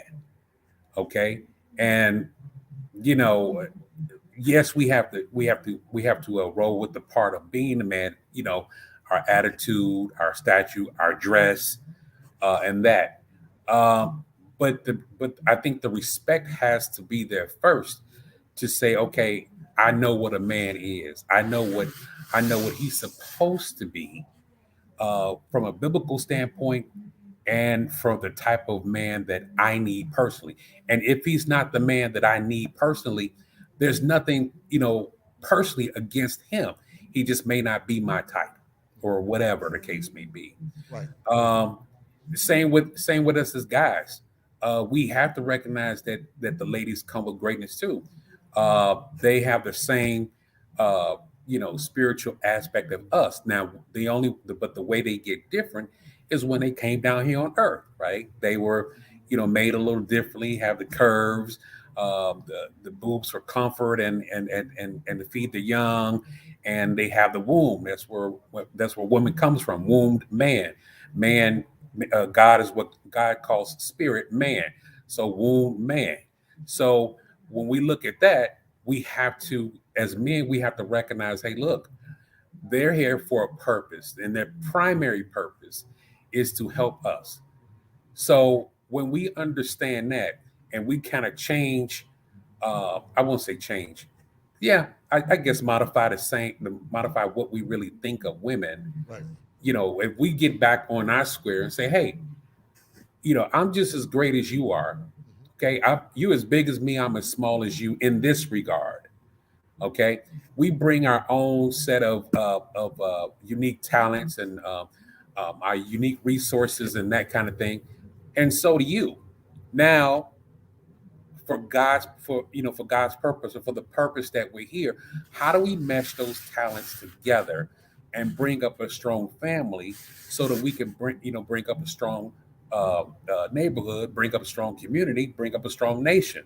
Right. How do we do that? And we don't. Well, the way you do it is through cooperation. Right. You got to do it through cooperation. There's no other way.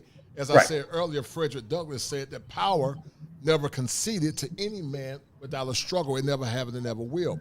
True. A lot of our women have been incentivized to not need men. Some fight their men. Some are victims of vicarious trauma, Mr. Turner. Some think they're better than men. You're a very intelligent man. You make great money. But look at the hell that you have to go through sometime just to get a very average to basic woman, whereas in other cultures, Mr. Turner, you will be worshipped and exonerated as a man.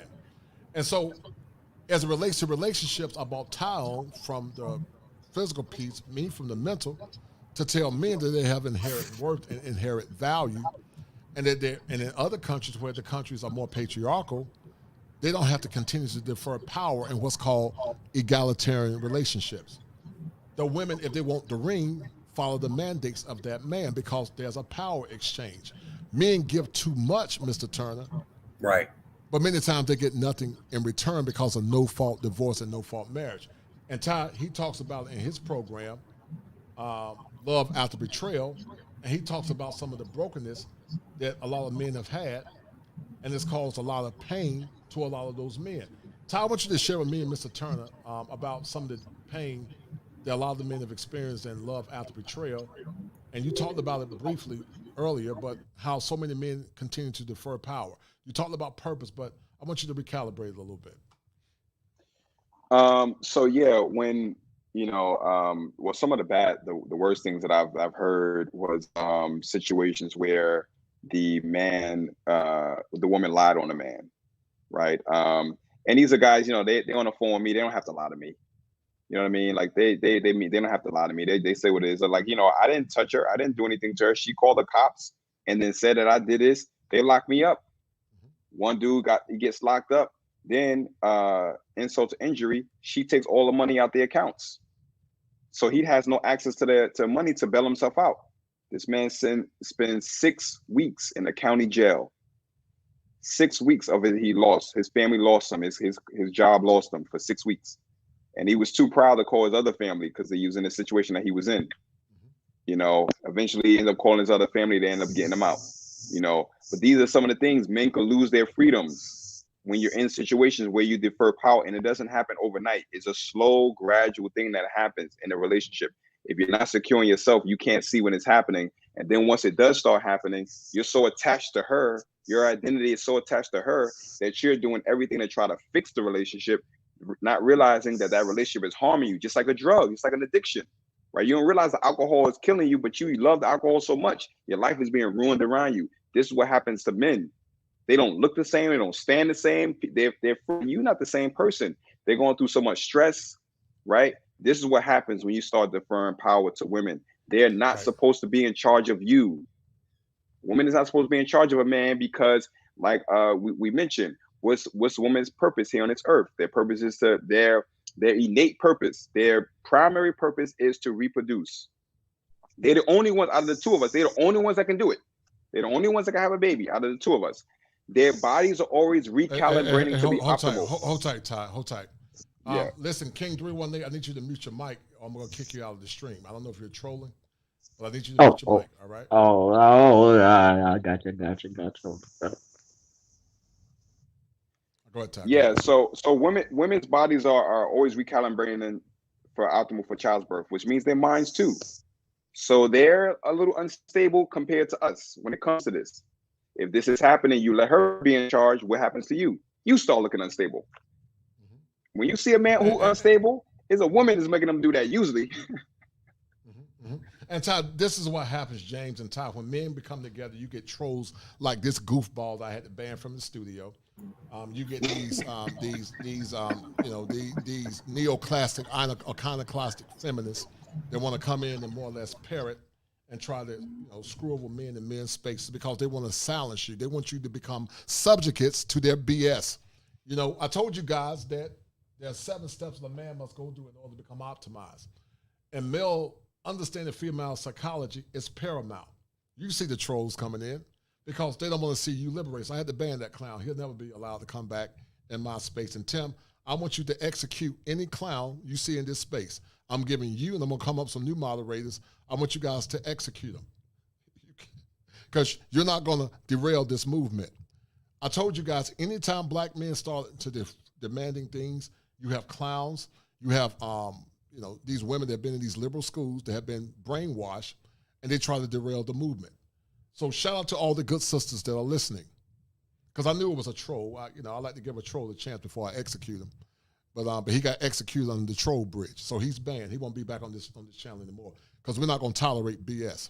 My job is to empower black men, the Mr. Turners of the world, the Ty Cuttners, and all the other brothers that are listening, because black men and all men have inherent power and inherent worth.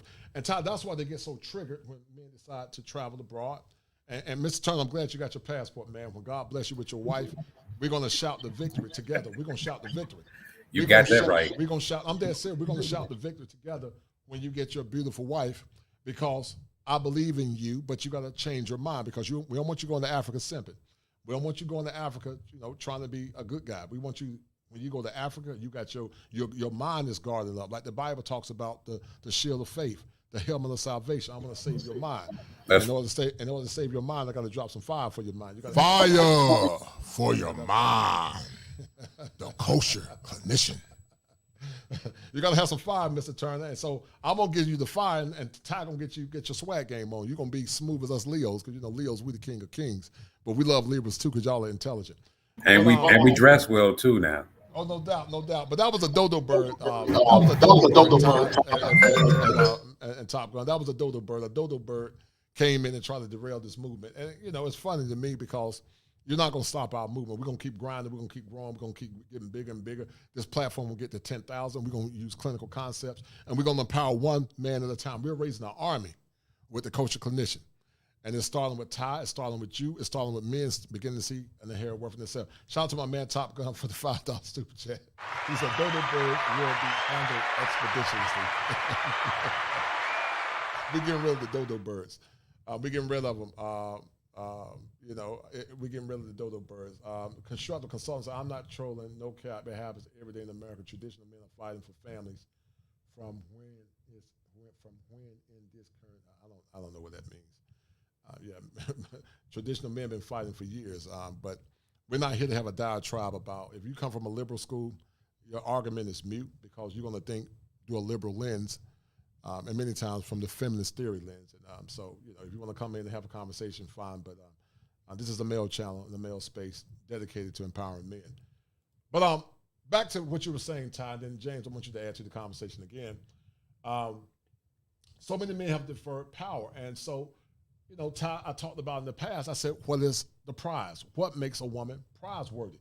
Mr. Turner, you saw that woman shaking her backside. Women of the past would have never been allowed to display that level of monstrosity. But so many women want the ring. They want the ring, but they don't want to come into the relationship, meeting that man's expectations and being on his program. And you and I are Gen Xers. We remember a time when women more or less exuded a high level of respect and femininity compared to now. Sure. Me or Ty? I said, what's your take on it, real quick? Oh, sorry. Yeah, absolutely. When earlier back in my days,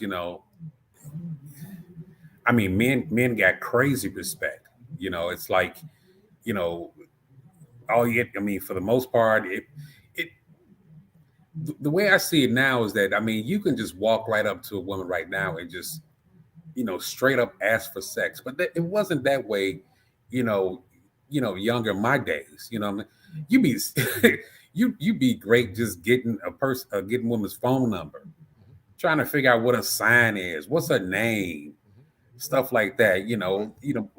But obviously too, we didn't have social media and the outlets that a lot of both women and men have, but especially women, because they got so many guys flying in their DMs, and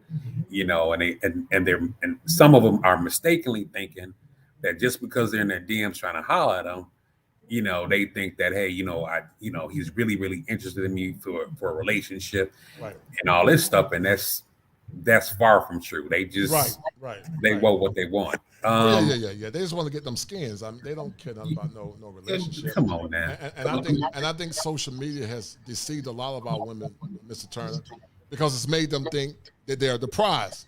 Well, I remember a time before social media that average women got average men, and they were grateful. Yes. And you got women that are not average that want above average men. I'm 6'5", 6'6" with shoes on. Shout out to Ty. I got the voice of Zeus. I got that Leo swag. And, many times you'll have a woman that's 600 pounds that thinks she deserves to be with a man of my ilk, of my demure. And like the old folks used to say in the Pentecostal church, the devil is a liar. Because you got to come correct if you're going to get with this swag, even though I'm married. But if I was a single man, you would have to come correct to get with me. Because I got very high standards, and I don't tolerate dysfunction or BS. And there was a time, Mr. Turner, that many men didn't tolerate what they tolerate now. You saw that woman display her buttocks before the world to see. And I blame some of it on the men. The men are part of the issue because men don't have any standards. I'm a firm believer, Mr. Turner, if men started having standards because they are the arbiters in relationships, a lot of our women would step their game up where they would be single and by themselves. What's your take on that?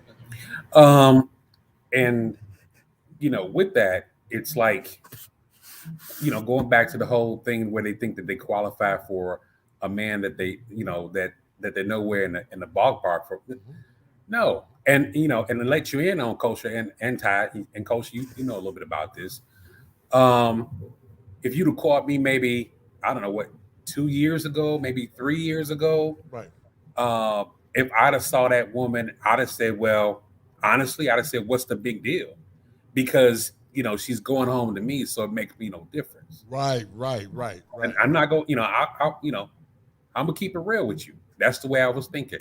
Right. But now, come on, man. I deserve much more than that. No doubt. Because I'm much more than that. You know what I mean? Yeah, I'm a fairly good looking guy. I'm not gonna lie, but my business is up. Definitely my money game is up. No doubt. Okay, definitely my education is up. And and I have a knowledgeable about a lot of things. I got a lot to offer. You know what I mean? In the service, and it would be great if I have somebody to share that with or to help me along that that journey, for the rest of my life. But then too, Coach, at this particular time in my life, if it happens, it happens. If it don't, it don't. I'm going to enjoy my life. No doubt, you are. You're going to enjoy your life, but we're going to modify those thoughts first. But give me 1 minute, Mr. Turner. Much love and bless. Shout out to my man, CJ100 for the $10 super chat, or about $5 super chat. And shout out to my dear friend, Bina Bang, for the $20 cash app. Thank you, dear. I appreciate what you're trying to do. And then also, Bina, dear, if you want a consultation, see me at kosherclinician@gmail.com. I'll be more than willing to work with you because we're trying to change one man at a time, but we're also trying to empower good women that want to change their behaviors and get good outcomes. But because it appears, Ty and Mr. Turner, that the black community is on life support. You appear to be a traditional man. And it appears, Mr. Turner, that you want a traditional woman that's virtuous and perhaps as chaste as possible. Most modern women don't have the modicum of virtue that your mother and your grandmother had of the past. Some would argue that the sexual liberation movement is the great chasm that more or less tricked our women into losing their virtue, because at one point, our sisters were some of the most conservative women in the world. When you look at the conservatism of the past compared to now, and when men try to tell women what they want, there's a lot of pushback. And so I did this show, Mr. Turner, Return of the PRIZECATCHER, because until men start demanding more as it relates to what they want in a woman, they're not going to get the outcomes that they want, because he's the prize catcher. He determines if she is his prize. The gospel said it better than me. Bone of my bone, flesh of my flesh.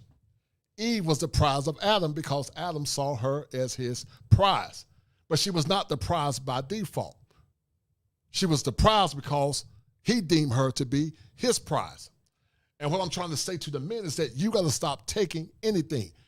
We don't give a damn about degrees. Not trying to shout down sisters that have degrees, but men don't care about degrees. Your degrees mean nothing. Mr. Turner is a highly educated man. He's in IT. He went to Michigan State, one of the best schools in the country. He's a highly educated man. But Mr. Turner, you know and I know that money alone is not the great elixir or the panacea in a relationship. But watch this.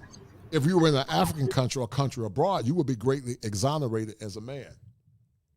But it's sad that men can't get what they want here in America because some of our women don't respect our men. And when you think about it, Mr. Turner and Ty, men are the arbiters of romanticism. we set the bar. You remember, Mr. Turner, when you and I grew up, we had Anita Baker, we had the Winans. Yes. We had good music back in the past. Ty don't know nothing about that. He's a puppy. But we had good music back in the past, you know, where men played love songs like LTD, Love Ballad, you know, Love Together and Devotion. We had The Sideshow.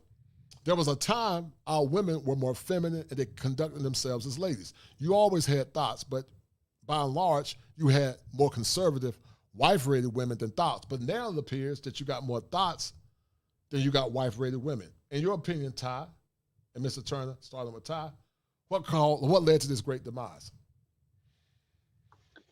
Well, the men is what gives women standards. You know, if men are tolerating these things, they can do them. And women were able to separate from men because they were able to support themselves. Right when they start to support themselves and make their own money, then they're not underneath the guidance of a man anymore. And if they didn't have a father around, they don't even realize how valuable it is to have a man in their life. You know, women who have their fathers around, they realize how valuable that their man is. They will seek out a man. They'll seek out a man. It won't be just for the money sake of things. Women who don't have that, they're seeking out men for their natural attraction towards men and the chance of potentially having a child, right? Because their clock, they have a ticking clock. They can't have babies forever. A lot of women, you know, they don't want to go into an old age and regretting they didn't have a kid. So they have that biological draw to get them to be with men. Right. But if there aren't any men who are prizes, right? If there aren't men who are striving to be the greatest man, because being a great man, you have to have a prize in your life. You can't have someone that's not helping you, uplifting you, inspiring you, believing that you're the one that's going to win in the family. You're the one who's going to bring the riches, not her. She's not going to be the one to bring the riches because she could eventually have a baby. Now she got to take a break for a little while from that. You know what I mean? You're the one, you can't get pregnant. So we put all our eggs in your basket because men feel like it's our duty to succeed and take care of our family. Women don't feel like that. Right. You give a woman more money, she separates the family because she feel like she don't need the man, but the man is a part of the family. You know, so once men start rising up, they won't tolerate this nonsense from women. And then you're going to have these women who they may be having money in it and everything else, but they're single, or they have these relationships that go nowhere. And at some point they got to say to themselves, I don't like I don't like what's going on. I don't like what's happening. You know, what can I do to make some changes? Right. I want to share something with you guys. I did this show, created this clip. I put a lot of work in it. I did a show in the past on it, but I'm gonna play it again because I feel that men are the prize catchers. Do you hear anybody in this space using this term? Know that they heard it from me first because I am the coach clinician. Maybe I need to start getting my terms copyright, but you know, because I got that Leo swag. But I'm gonna show you guys something real quick. Mr. Turner, you know, it's Leos. We got big personalities. But I'm gonna show you guys something real quick. Movement in the arts and literature that originated in the late 18th century.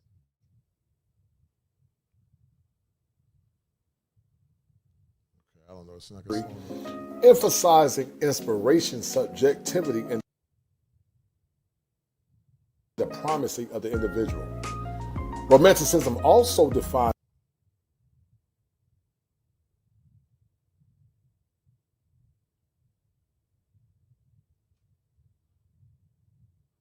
in the dictionary is the state or quality of being romantic.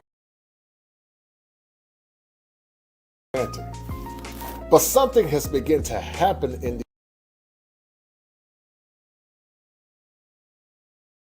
these modern times in the Western world when many men feel that marriage is not a viable commodity for most modern men.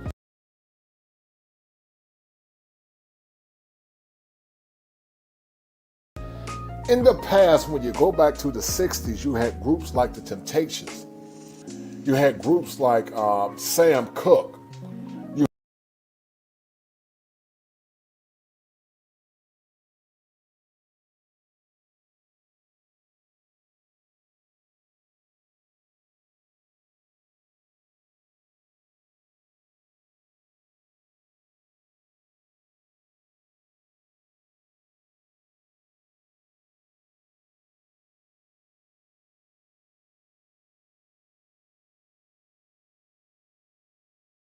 You have groups like the Stylistics. You had groups like Harold Melvin and the Blue Notes.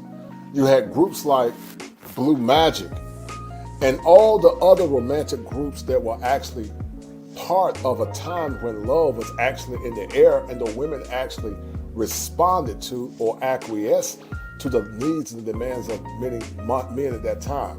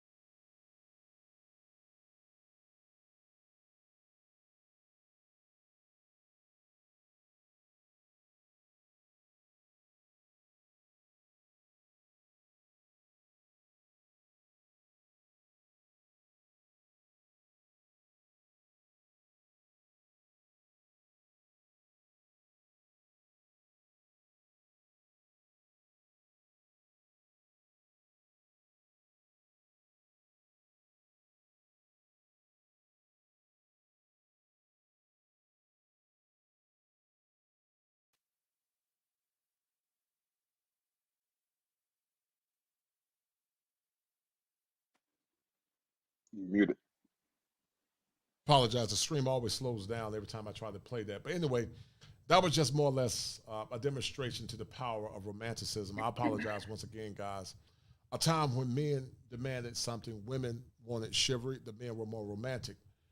But it appears now that many relationships are broken and only an icon of the past. You don't have what you had in the past. So once again, I apologize.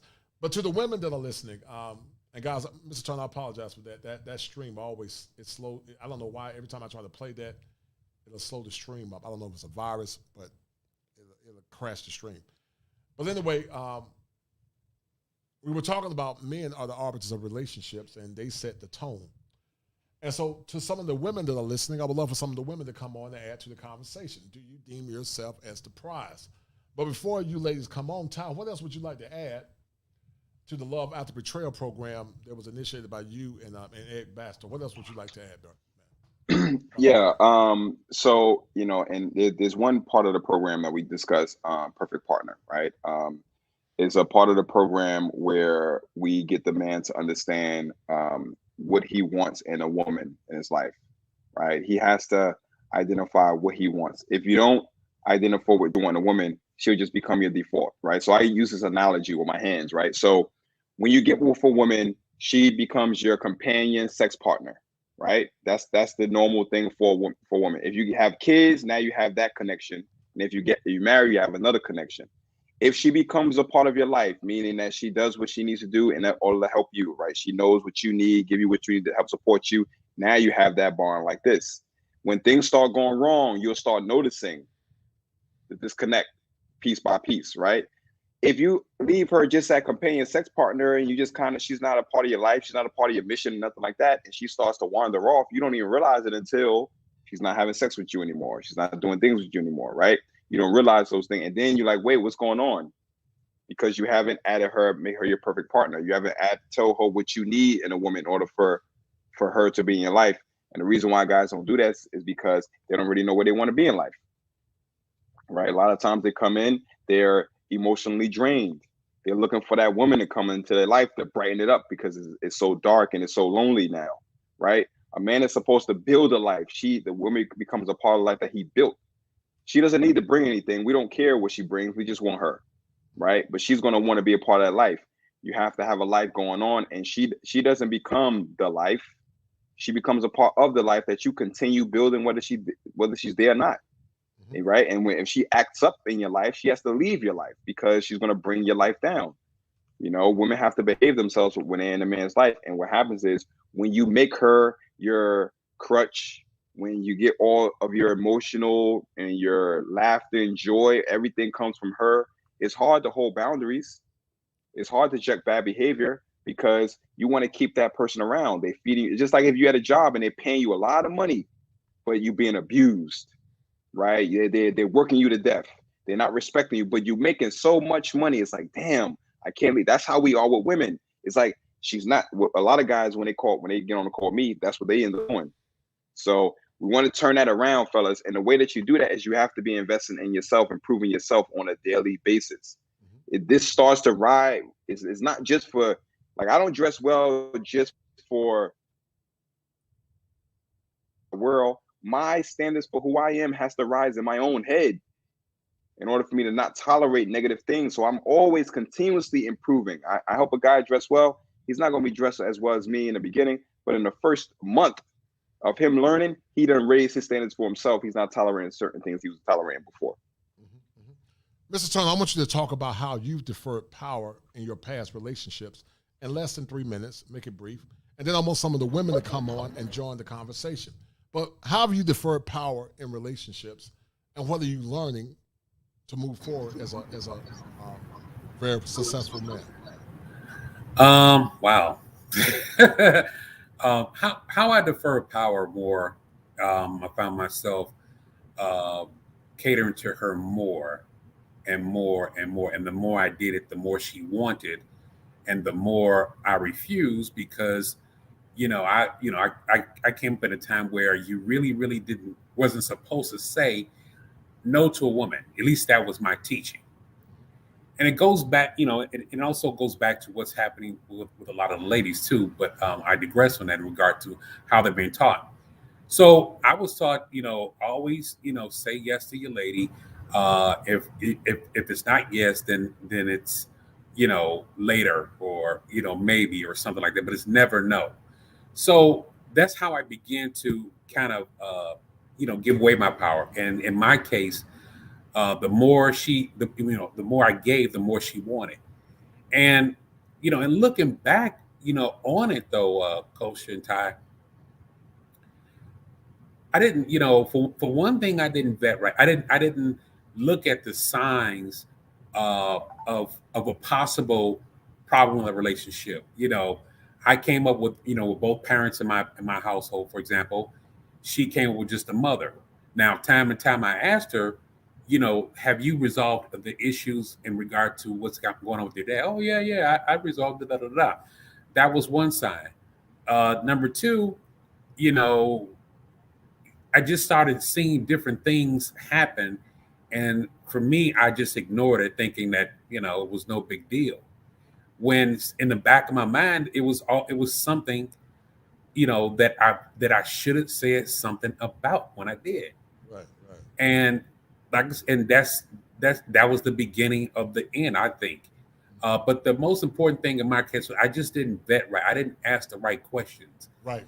And shout out to you and Shirley, Kevin Samuels, and stuff like that. They kind of, gave me that blueprint, if you will, on how to ask the right questions. What are the things that I should be looking for? Right. And the things that kind of really give me the true answers that I need to even begin to talk about, okay, maybe we can, start, the courtship or the dateship or whatever the case may be. No doubt. Shout out to my man, Nart Perspective. Much love to that brother. Him and I have been chopping up in private. The $10 super chat. He is a hopper. He about 5'6". We love hoppers too.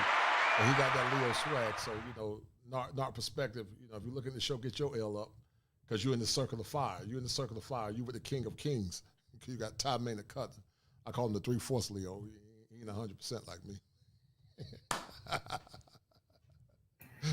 But I love to mess with. That's my homie. I'm not. Turn. I love to laugh, man. But in therapy, laughter is important. But guys, hold tight. I'm gonna try to get this link. I want you guys to see this, because I'm not gonna play it through the other stream. I think you guys can hear it better through this. Hold tight.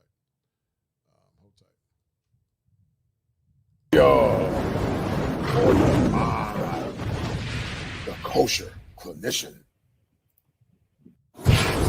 Romanticism is a movement in the arts and literature that originated in the late 18th century, emphasizing inspiration, subjectivity, and the primacy of the individual.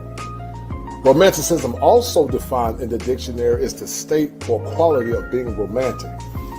But something has begun to happen in these modern times in the Western world, when many men feel that marriage is not a viable commodity for most modern men. In the past, when you go back to the 60s, you had groups like the Temptations. You had groups like Sam Cooke. You have groups like the Stylistics. You had groups like Harold Melvin and the Blue Notes. You had groups like Blue Magic and all the other romantic groups that were actually part of a time when love was actually in the air and the women actually responded to or acquiesced to the needs and demands of many men at that time. But now it appears that many men are frustrated with modern dating and relationships, as many men feel that modern women don't meet their demands or needs. And because modern women don't meet the demands or needs of modern men, many men are saying to themselves that marriage is no longer a viable commodity. And because marriage is no longer a viable commodity, many men have actually begun to shut down mentally. They begin to shut down socially, and they have begun to look within to find the love in the relationships that they're not getting in the current world that we live in. The question remains that in this modern world, in this modern contextual framework, is marriage a viable commodity for most modern men? Should men focus on themselves, and should men do what's best for themselves when it comes down to finding a woman of substance? Are modern women wife ready? Is romanticism and love dead?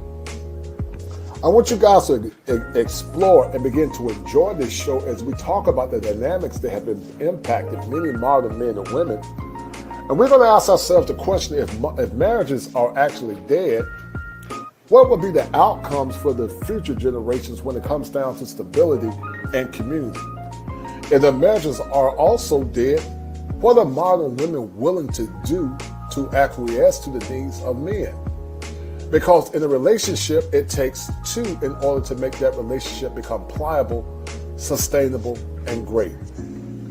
And therefore, the question remains once again, is love still in the air?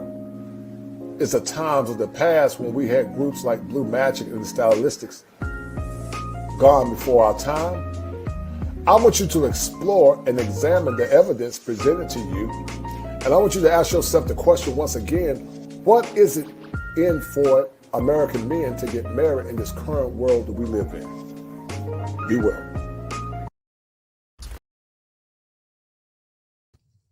You guys saw it. Is marriage a viable commodity? I want the women to pop on. I want some of the sisters to come on because we got some brilliant men up here, and we got Todd Maynard-Cutler, we got the talented Mr. Turner, highly educated man. I would consider him a high-value man. Very high value, by the way, highly educated, Michigan State grad in the IT field. But he, at some point, is trying to find him a good woman as well. So I want to ask a few of the sisters, pop in on the screen. Don't be shy. We won't bite. Are women the prize? And if they are the prize, what makes them prize worthy? Because I feel that men determine if she is the prize, if she has the accoutrements to add to that man's life. If you want love, what are you willing to render unto that man? If you want protection, what are you willing to render unto that man? If you want a community, what are you willing to render unto that man? So to some of the women that are listening, I want you to pop on because this is a conversation that needs to be discussed. Now, Ty, while I'm waiting on the women to pop on, 29% of men are virgins. Some would say that these men are socially awkward. Some would say that some of these women have a hyper-inflated ego. Which one you think holds true or carries the most weight in your opinion? I think a little bit of both. I think that women having this huge ego, I feel like women are not now in charge of they're much more bold when it comes to sexuality. There was a time when you kind of had to beat around the bush. You kind of had to, she had to kind of felt like she was seduced, but these days, because we have of the culture of, women empowerment and WAP and all that stuff, it's like, it's changing the game in a negative way. You have the guys who are virgins. Part of that is because there's so much booty and scantily clad women shaking their behinds and all that stuff that they can view from their homes, right? Where they're getting, it's almost like they're eating ramen all day, thinking they're full from that. It's not, this is not the way it's supposed to be. There's an aspect of men and women that we've evolved together, and it's that desire that men have for sexual interaction with women is a healthy desire that's supposed to be there to help men excel themselves. Like you said, he is the prize catcher. The man is what elevates a woman to be a prize, because he gives her actual purpose beyond her default reproductive purpose, right? The man is the one who identifies, here's what I need in your life, elevates her to that point. If women don't have men in their lives, they're out here trying to find a man who's gonna make them a prize by giving up that reproductive value. Every time they with another man, it lowers them.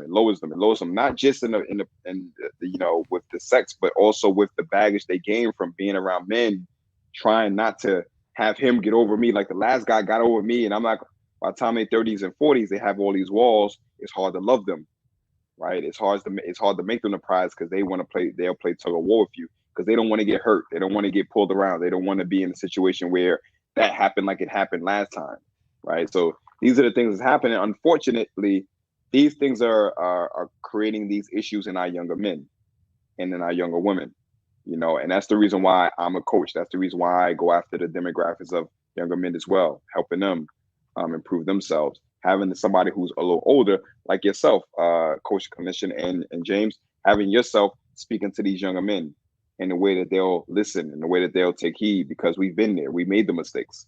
We don't want to continue making those mistakes, so we can try to stay them the right way. Man, you just as old as we are, man. You got gray on top of that head, man. Try to like you're a young buck, man. I'm immortal. I got swag, man. When I'm 80, when I'm 100 years old, I'm gonna be young. Don't put me in the old folks category. Trying to damn. Ain't no elder. You OG, brother. You OG, ain't nothing wrong with that. I'll take OG. Yeah, you OG. You ain't nothing wrong with that, I'm a young OG. Oh, OG. I'm young OG.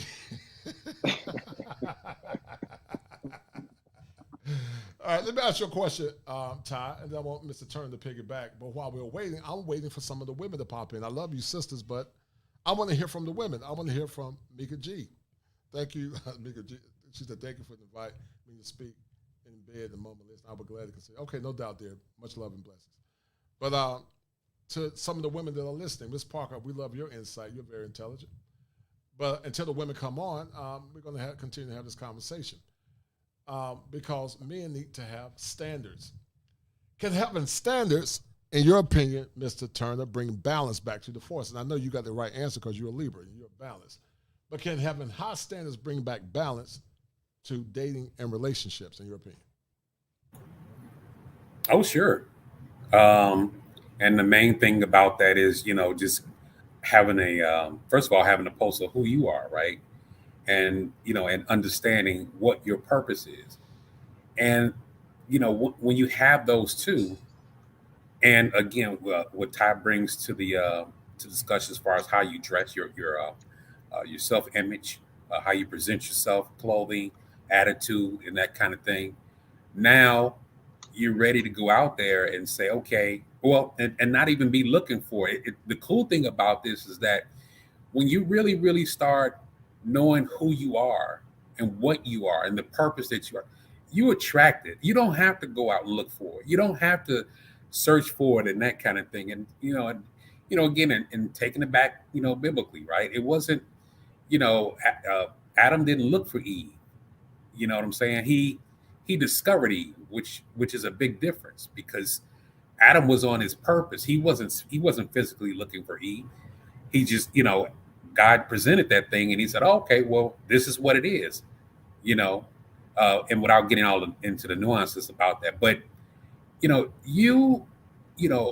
you truly know who you are and where you're going and as a man, your mind is stayed on that purpose, everything that you need, everything, and I mean everything you need, will find you. And I would like to add too that, what a lot of women are failing to understand is that when your man succeeds, you succeed, right? Because if you're pushing him, when you push him, you're not going to stay in the same place. And he's going to make damn sure that you don't stay in the same place. Right. And if you pushing him in the the right way, you're caring for him, you're nurturing that kind of thing, he's gonna make sure that you get everything and then some. Right, right. But what I'm understanding is that, the man's got to know what he needs, how he needs it, and that kind of thing, and be able to demand it, and to be and to stick to it. Look, if it ain't what you want, let it go. Let her move around. You stop wasting your time. You stop wasting hers, and you go into you go on the next person. But in the meantime, in between time, you still stick to your purpose. You get back on the grind. In my case, get back in the gym. Make sure your money's right. Make sure your integrity stays on point. Make sure your spirituality is in place. Making sure you're doing everything. That's what's going to keep your mind off of the whole romantic outlook anyway, by being on your purpose. And that's what a man is supposed to do. Mr. Turner, when you look at what your dad got from his mom, from your mother, what did your dad get from your mother that you didn't get in modern relationships? What did your father get, Mr. Turner, get from your mother that most men are not getting in modern relationships, in your opinion? And then I want some of the women to come on, and in a few minutes I'm going to shut the stream down because, I would love to hear the conversation. Go ahead. I think that the most important thing that my father got that I didn't get in relationships was loyalty. My mom was loyal. I mean, I'll keep it real. My father was a trip. He really was. But no matter what, my mom stayed right there with him, and before my dad passed, at that point, they had been married 45 years. Now, from my understanding, my father changed a lot when he had to go away, to Vietnam. And when he came back, according to my mom, he was never, ever the same. But he never dealt with those pathologies and whatnot. And I can relate because for a time, I spent time in the military. So I halfway understand some of the stuff that he was dealing with. But he just never sought that out. He got loyalty. He certainly got, respect, where, what he said, that's what it was. Those are the two biggest things that I see that he got. The respect to me wasn't really a big thing. It was more the loyalty for me, right? That I didn't get. They, it turned out that they didn't want to be, true to who I was and the way I am and the way I needed to operate. So I think those two were the most important things. To the women that are listening, Alicia Delisario, if you'd like to pop in, let's have a conversation. We're not going to bite you, ladies. We would love to hear from the women as well, because the women add clarity. Shout out to Bina Bang. Thank you, dear, for coming on earlier. But Ty, let me ask you this question. I believe that the patriarchy actually created chivalry. It created romance. If the patriarchy created chivalry and determined the women were the prizes, do you feel that the modern man is not adequately equipped to deal with some of the nuances of modern women, in your opinion? Ty, were you asking me or Ty? Asking Ty, and then James. Oh, sorry. Yeah, I think that the modern man is not equipped. I think that the modern man is trying to doesn't want to be seen as a man who is against women, who is harming women, who doesn't believe in women should be equal and things like that. So I think that the modern man is deferring power in that way, not realizing that there's a thin line between hearing someone out and being compassionate to their situation and allowing yourself to be walked over, right? And that's what's end up happening when you have women who are saying they want to be equal within a relationship, and a man doesn't know what his purpose is. Okay, now what do I do? If we're equal and you could do everything I can do, what do I do? Because the man he doesn't want to do the women's things, because he just can't physically do a lot of the things. He's not equipped to do certain things. What starts to end up happening with men is men are starting to walk away. That's why we have these movements of men going to other countries to get women, right? Because in order for a men to be optimal, the men and women have to be together. Like, men need to have pure feminine energy in his life in order for him to be optimal level masculine man, right? Because that fuels him. That's what gives men the drive to go out there and conquer. For women and kids, they want, like James was saying, when a man is empowered and uplifted and he's on his mission, everyone is better off, because if he lives in a nice house, she gets to live in a nice house. If he's taking amazing trips, she gets to take amazing trips with him, right? If he's succeeding, she succeeds, because he's going to make sure that he takes care of her. It's in our blood to take care of our family and kids. It's in our blood to feel like we're achieving. It's not in a woman's blood to take care of a man in that way. It's not in her blood to do that. You give her more resources, she feel like she don't need a man now, and so this ends up happening. And when a woman doesn't need a man, she has to start being masculine. In order for you to not need a man, you still need masculine energy in your life. Now you have to become masculine. This is where we have the anger, right? These issues start to happen.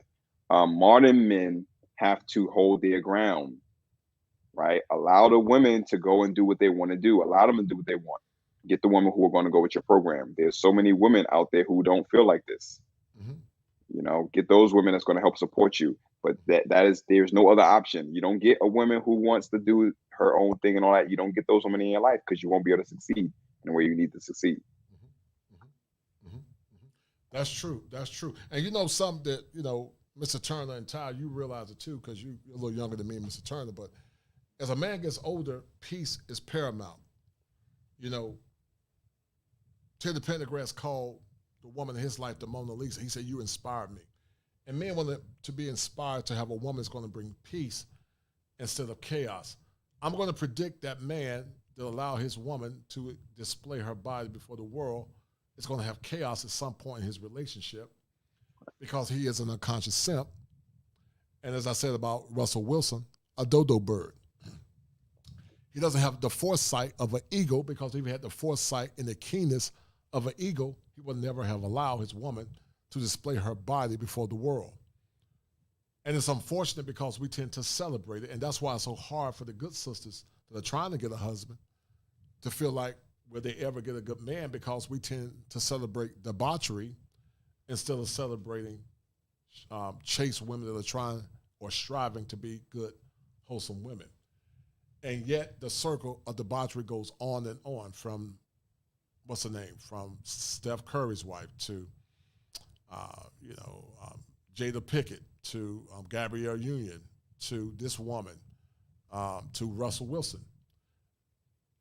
I don't recognize this generation. And if I was a single man, most chicks won't meet my standards or expectations, because I'm old school, very traditional, very romantic, but I have very high standards. And I would never tolerate what men tolerate today, sadly. I'm going to add some more guys to the link. Tim, drop the link. Drop the link, Tim, because I would love to have some more guys. But before we drop the link, Mr. Turner, would you like to add anything else, brother? Thank you. No, to add on, I think, to the question that you asked, Ty, I tend to agree with him in regard to, I think, both being a problem as far as, women having the inflated egos and men being can I call it sexless? Right. And I think a big reason why the men are, those the percentage of men, I think the 29-30% are sexless more or less, is because they really see what it is that women are doing. And I think that a lot of them just don't want to deal with that. They, a lot of those men, I think, or these young men are concentrating on getting the bag. A lot of them I hear are concentrating on, say, hey, you know what? I'm concentrating on my job. I'm concentrating on this, and not really focusing much on, on the women. That, at least that's what I see mostly. you know, a lot of them don't have to be deal with them either because, you know, like I said, they see them on TV, see them online and that kind of stuff. Sure. But a lot of those guys that I talk to that they don't want to be bothered is because they're focused on, you know, getting to the bag now. They got the generations coming now, they have a whole different swagger. They got a whole different outlook on things. It's simply not the way, you know, that it was, you know, for me and maybe you coming up. Um, Again, and as far as the, you know, the inflated ego portion of that, you know, that part I think has to do more with, again, how they're being taught from their mothers and their grandmothers. I think that a lot of them are saying, hey, instead of, you know, focusing on family first, which I think has to be the primary uh, outlook outside of you getting out of high school and maybe out of college, depending on what what you like to do. You got to focus on the family because nothing else. Again, if you don't do that, you can't really do anything else. You're kind of incomplete, especially as a female. You're not even fulfilling the primary purpose that you're here on the earth, you know, and that is to, you know, to procreate, to, you know, to be fruitful, multiply, and not only just to multiply in babies, but, you know, being able to help multiply, you know, your husband and his ideas and his vision.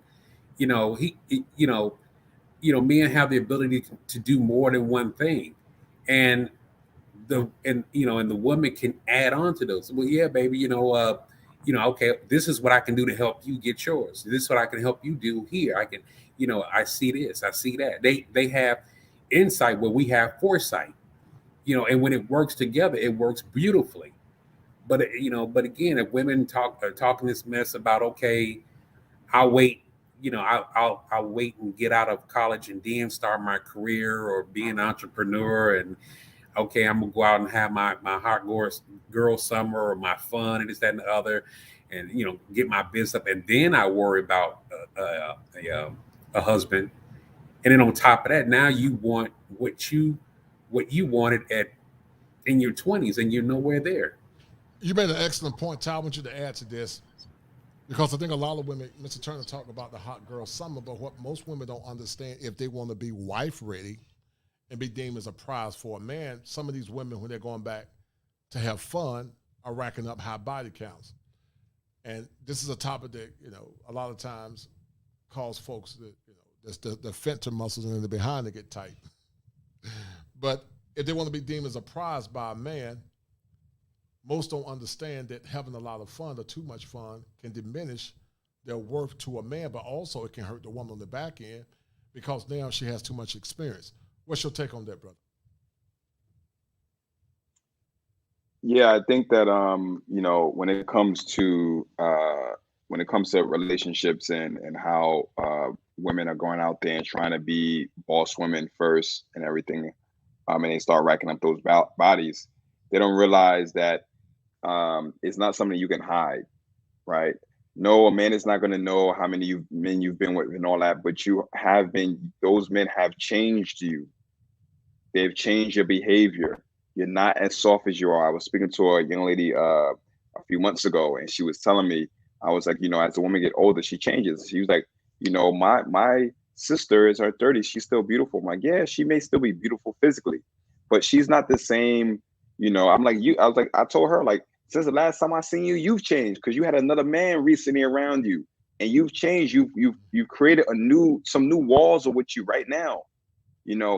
10 years from now, you being with men who are unsavory, you picking your own man, not knowing what a good man is and all that stuff. And you get in situations where the man have wronged you, lied to you, wasn't loyal to you. You couldn't respect him. He wasn't being a man. When you start going through all those things back to back in situations like that, how are you going to be as you get older? You're not going to be a woman who's going to be able to come into a man's life to help uplift him and inspire him, because you're going to have all these walls up, thinking that man owes you for all of the stuff you done went through. I done went through so much stuff. I need only a perfect man in my life. It's like you blaming me for the stuff other people did, and for the men, We have to realize, I'm going to keep going back to this. We have to invest in ourselves all the time. We are never at the top. We are never perfect. Never. Right. We're never going to be at a place where we always have to be moving forward. And when you're a man who's always moving forward, you will not have women in your life who are going to bring you down, because your habit is to move forward. You're not going to have women in your life that's going to not move forward with you, because your habit is to move forward. As soon as something in your life is not helping you move forward, you eliminate that from your life, whether it's a job, whether it's friends, whether it's a location, whether it's family members, whether it's a woman in your life, right? Whether it's your own mental state.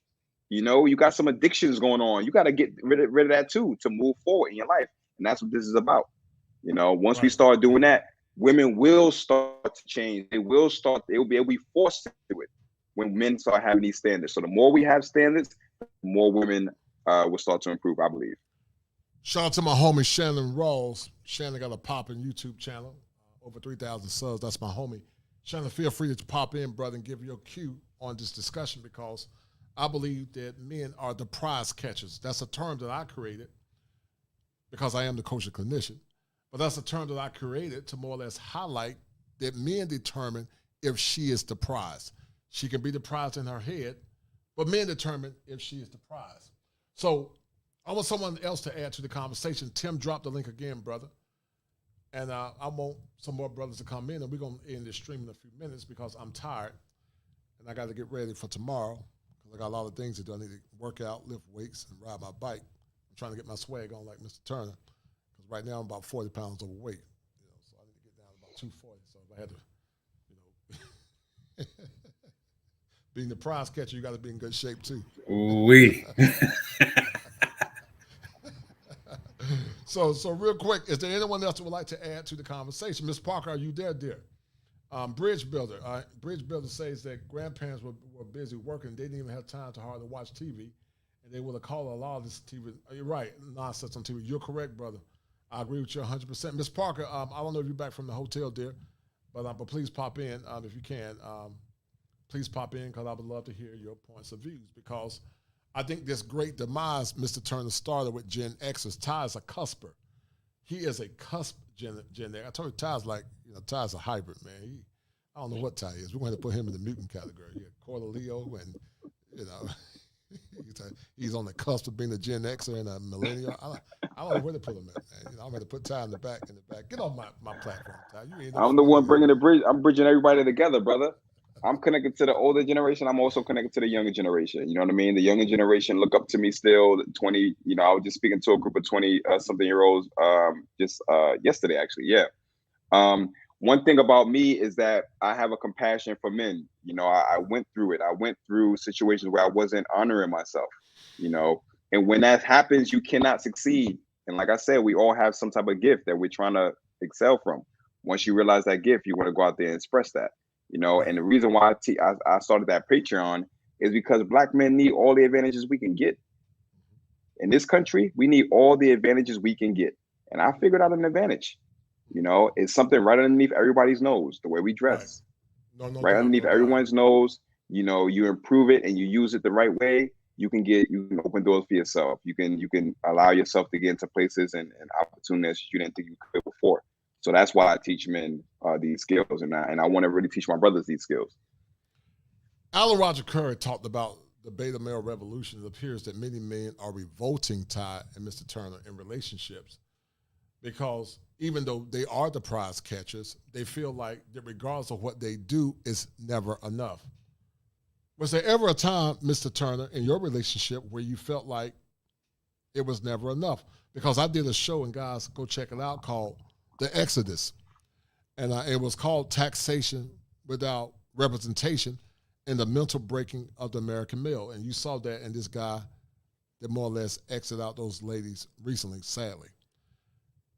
But did you give your best?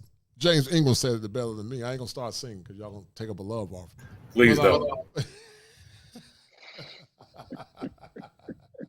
Had to get you back anyway. I gave my best. Oh, boy. I guess you did.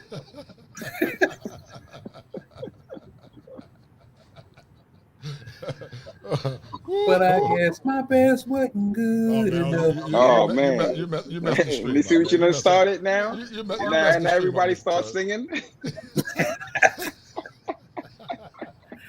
Ty gonna bring up the bass, or what? What you gonna do, Ty? Ty ain't got no swag, man. Let me start back over. I gave my best. Yeah, I ain't gonna mess it up. I'm gonna resurrect Barry White in a minute. I'm gonna resurrect Barry White and Isaac Hayes. But what's your take on what I said, Mr. Turner? Real quick, go ahead, brother. Yeah, it never felt like I did enough. It's like most of my pretty much most of my relationships, I kept giving, and the more that I gave, the more that they want, and it just never seemed like enough, to the point where I burned myself out, and at those times, I realized that I was being taken advantage of, but then my attitude changed, and they saw it.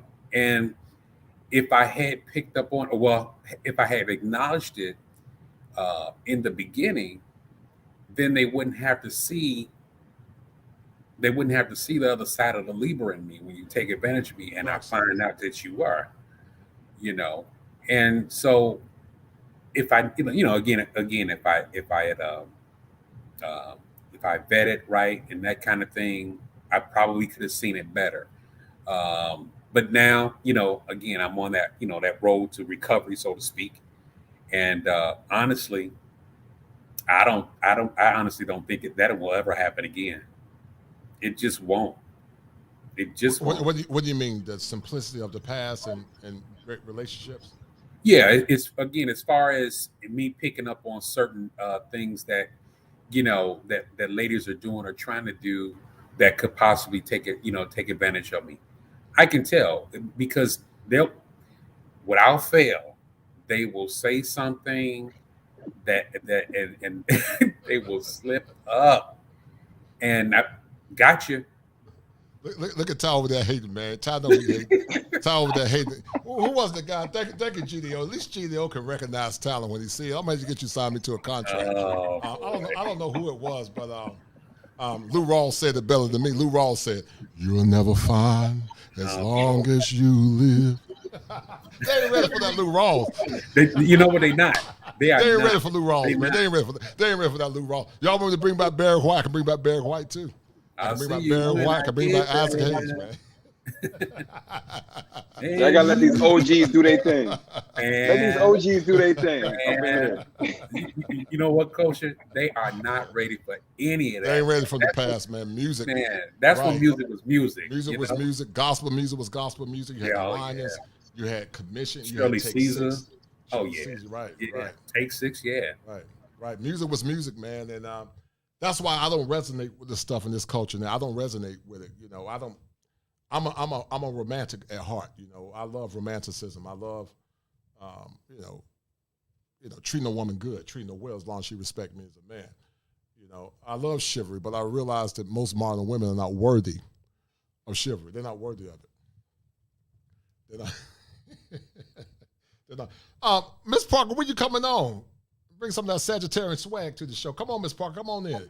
She's not coming on. Miss Parker came on one time when me and Ty was on. We ain't heard from her since. Come on, Miss Chocolate Mocha. Come on the stream, Miss Parker. And drop some fire so you can get some of this kosher fire. Come on, Miss Parker. Go where you'll celebrate, not tolerate. Come on, Miss Parker. Let's hear you live from I believe, California. Come on in and bring some sunshine to the room there. But that Cali swag. Okay. She got that Cali swag. I don't know why the ladies won't come on. Y'all like, we ain't gonna bite you. We love you, ladies. But yeah, some are not. You're right, JJ Monk. These are Monk Cowboy. But she said she thinks it's past her bedtime. No, it's not. You ain't heard nothing yet. But let me stop. But real quick, did anyone else like to add to the conversation? Is there any more women or men that would like to add to the conversation? Are women the prize catchers? Are modern women the prize catchers? And if they're not the prize catchers, what are they willing to do to get the outcomes that they want? I'm going to ask you this question, Ty, and then I'm going to go to Mr. Turner. Did the sexual revolution hurt men and women, in your opinion? And then, Mr. Turner, I want you to answer that question as well. Yes. The sexual revolution is hurting both men and women. Yes. It's hurting women in a way where women believe that they can do like men can, as far as having sex so freely, not realizing that women are compared to men, women are integrated, right? So one of the 7 things that a man must understand to be optimal, right? One of Coach Clinton's 7 things is female psychology, right? So women are integrated. So they see one thing as one. When they have sex with a man, their whole body is having sex with that man, right? Their heart, their mind, everything. When a man has sex, it's just his penis for the most part. Yeah, he can fall for her, but we are able to put that aside. So when women start putting themselves out there in that way, they're lowering themselves. They're adding men. They're throwing themselves out there, allowing themselves to be used in a way where men aren't as invested as they are. Now, for men, we may think, and this is a great thing, because now we have all this access to all this free sex. We don't got to get married to them. We don't got to, you know what I mean? We can just do whatever. The problem now is that we have all these women out here who are giving away free sex. And now you don't, as a man, don't have that drive to earn it as much as it used to be. Because before, as men, we had to earn a wife. You wasn't really getting married at a super young age because you didn't have any resources to take care of a wife. Right. But the woman could get young, she can get married young because she has the inherited value, you know. So now you have men where we can just have sex, whatever. I don't really got to work for it. You know, now we belittling women, right? We don't, you know, women out there shaking their butts. They don't even see the value in themselves because it's the man who gives the woman value. She doesn't give herself value. The man gives her value by giving her like if a woman works hard and she gets a nice car and she has nice jewelry and things like that, she works for it. She did something masculine to get those things. But the woman who has a nice car and jewelry that a man paid for her, she got that from being a woman. Right. She was being a woman to that man. Right. So she got the riches and take care of and all that stuff. And that's the real elevation of a woman. You know, so it has hurt both of us. It's hurt women in the short term and long term, and it's hurting men in the short term, even though we men think we're winning in the short term when it comes to that. Right, excellent points, brother. Excellent points. That goes back to what I said earlier. Yeet, I think her name was Yeet. You popped off. Pop back on, dear. There you go. I want to hear her perspective. I think it's a woman. How you doing, dear? What's going on? Hello? Can you hear me?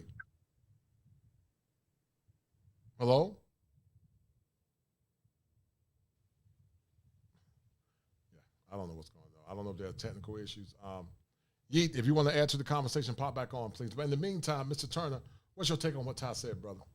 Yeah, I totally agree. And to kind of add on to that, you know, with the sexual revolution, you know, like you said, a lot of women think that they can act and do as men do. But when when you having that kind of sex, I mean, you're being imprinted in a way that you couldn't even imagine. It's a spiritual and it's an emotional, you know, connection that you now having multiple times. And that begins to, you know, to play on the psychology as well as a woman. So now when she decides to, you know, to get with the man of her dreams, so to speak, there's always going to be a comparison, you know, sexually or whatever the case may be, with the person or people that have imprinted her the most. She's going to be like, okay, well, you don't do this, you don't do that, you don't do this. Well, excellent point. I wasn't, you know, I wasn't getting it in like you. You know what I mean? But then now, you know, we can't connect because, you know, now emotionally, you know, and somewhat spiritually, now you're disconnected, and now you have to go and fix that portion of you. And a lot of times when we think about the sexual revolution too, you know, a lot of ladies too they're just trying to mask some major hurt, you know, that they may have had in their lives. You know, it can be anything. It can be molestation. It can be abuse. It can be a combination of both, whatever the case may be. But they're not equipped to, bring who they truly are, or the best version of themselves, to the man that now they want. And that's the bad part about this whole sexual revolution. They're thinking that they can act like men, do like men. And I don't even understand, why. Because you never hear men saying, I want to be like a woman. Right. And really it's a detriment because women are containers, they're vessels. You made an excellent point.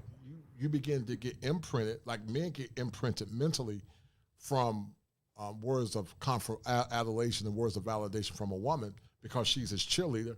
But women can get imprinted with the man's DNA, and they don't really realize that they are impacted themselves in a negative way. At one point in time, a woman's virtue was her virginity, was her ability to add quality to that man's life, and her ability to be a nurturer and a mother.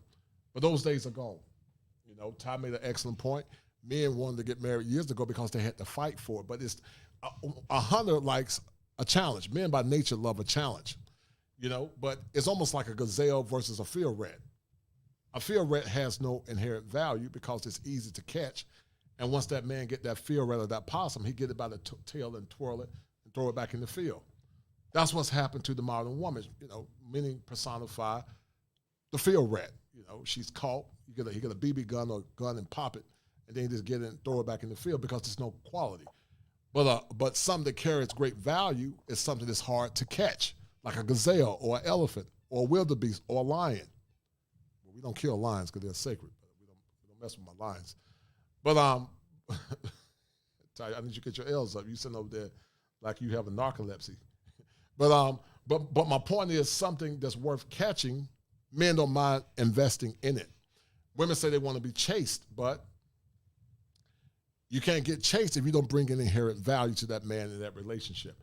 And that's why so many men are frustrated because men like a challenge. The challenge to get the ring back in the past was that woman being a woman of virtue. But you don't have that anymore. And because of that, so many women have become saboteurs of their own ignorance, but also saboteurs of their own demise. Shout out to my dear sister, security boss. She's no doubt says, Papa, security boss, I would love to hear from you because you're very intelligent. Y'all Libras always trying to see things from all different angles. Y'all will never get the answer right, but y'all be trying. Libras looking at all angles. It still ain't got. What do you think, Leah? They see about 5 different. My babies are Libras. See about 5 different answers, man. Look at James laugh. But Papa, security boss, I'd love to hear your points of view. You're from the class of 90 like me, when everything was yay and nay. I'm going to do a show in the future called, well, actually, I ain't going to tell you. It's going to be a surprise. I'll tell you, y'all Negroes. Y'all get an early tune. But I got a good show coming up for you guys. I think you guys going to love it. Shout out to my man, GDO. He said that, Hold Tight Top Gun said that you get tunnel vision, brother. Women will follow. Trust me, no doubt, brother. He said, here's a tip for the rendition of Titty Pendergrass at Kosher. Thank you so much for your space. You're doing, no doubt, Yemen's work. No doubt, brother. Much love and respect. Ty over there hating, man. He know they can't match this. I got a velvet voice, man. I got a velvet voice like a swooner. Boy. Look at Mr. Turner over there hating, man. Y'all need to stop hating on this. I don't know about velvet. Yo, keep egging them on, brother. Go ahead. Give him more tip. Give him another tip. Go ahead. Saying another thing. Go ahead. I don't know about velvet. Maybe shag. You said it's not velvet, man. Man, it's more like shag. It's like shag. Who is the man? He ain't ready for it, Ty. Shaft, can you dig it? Can you dig it? Can you dig it?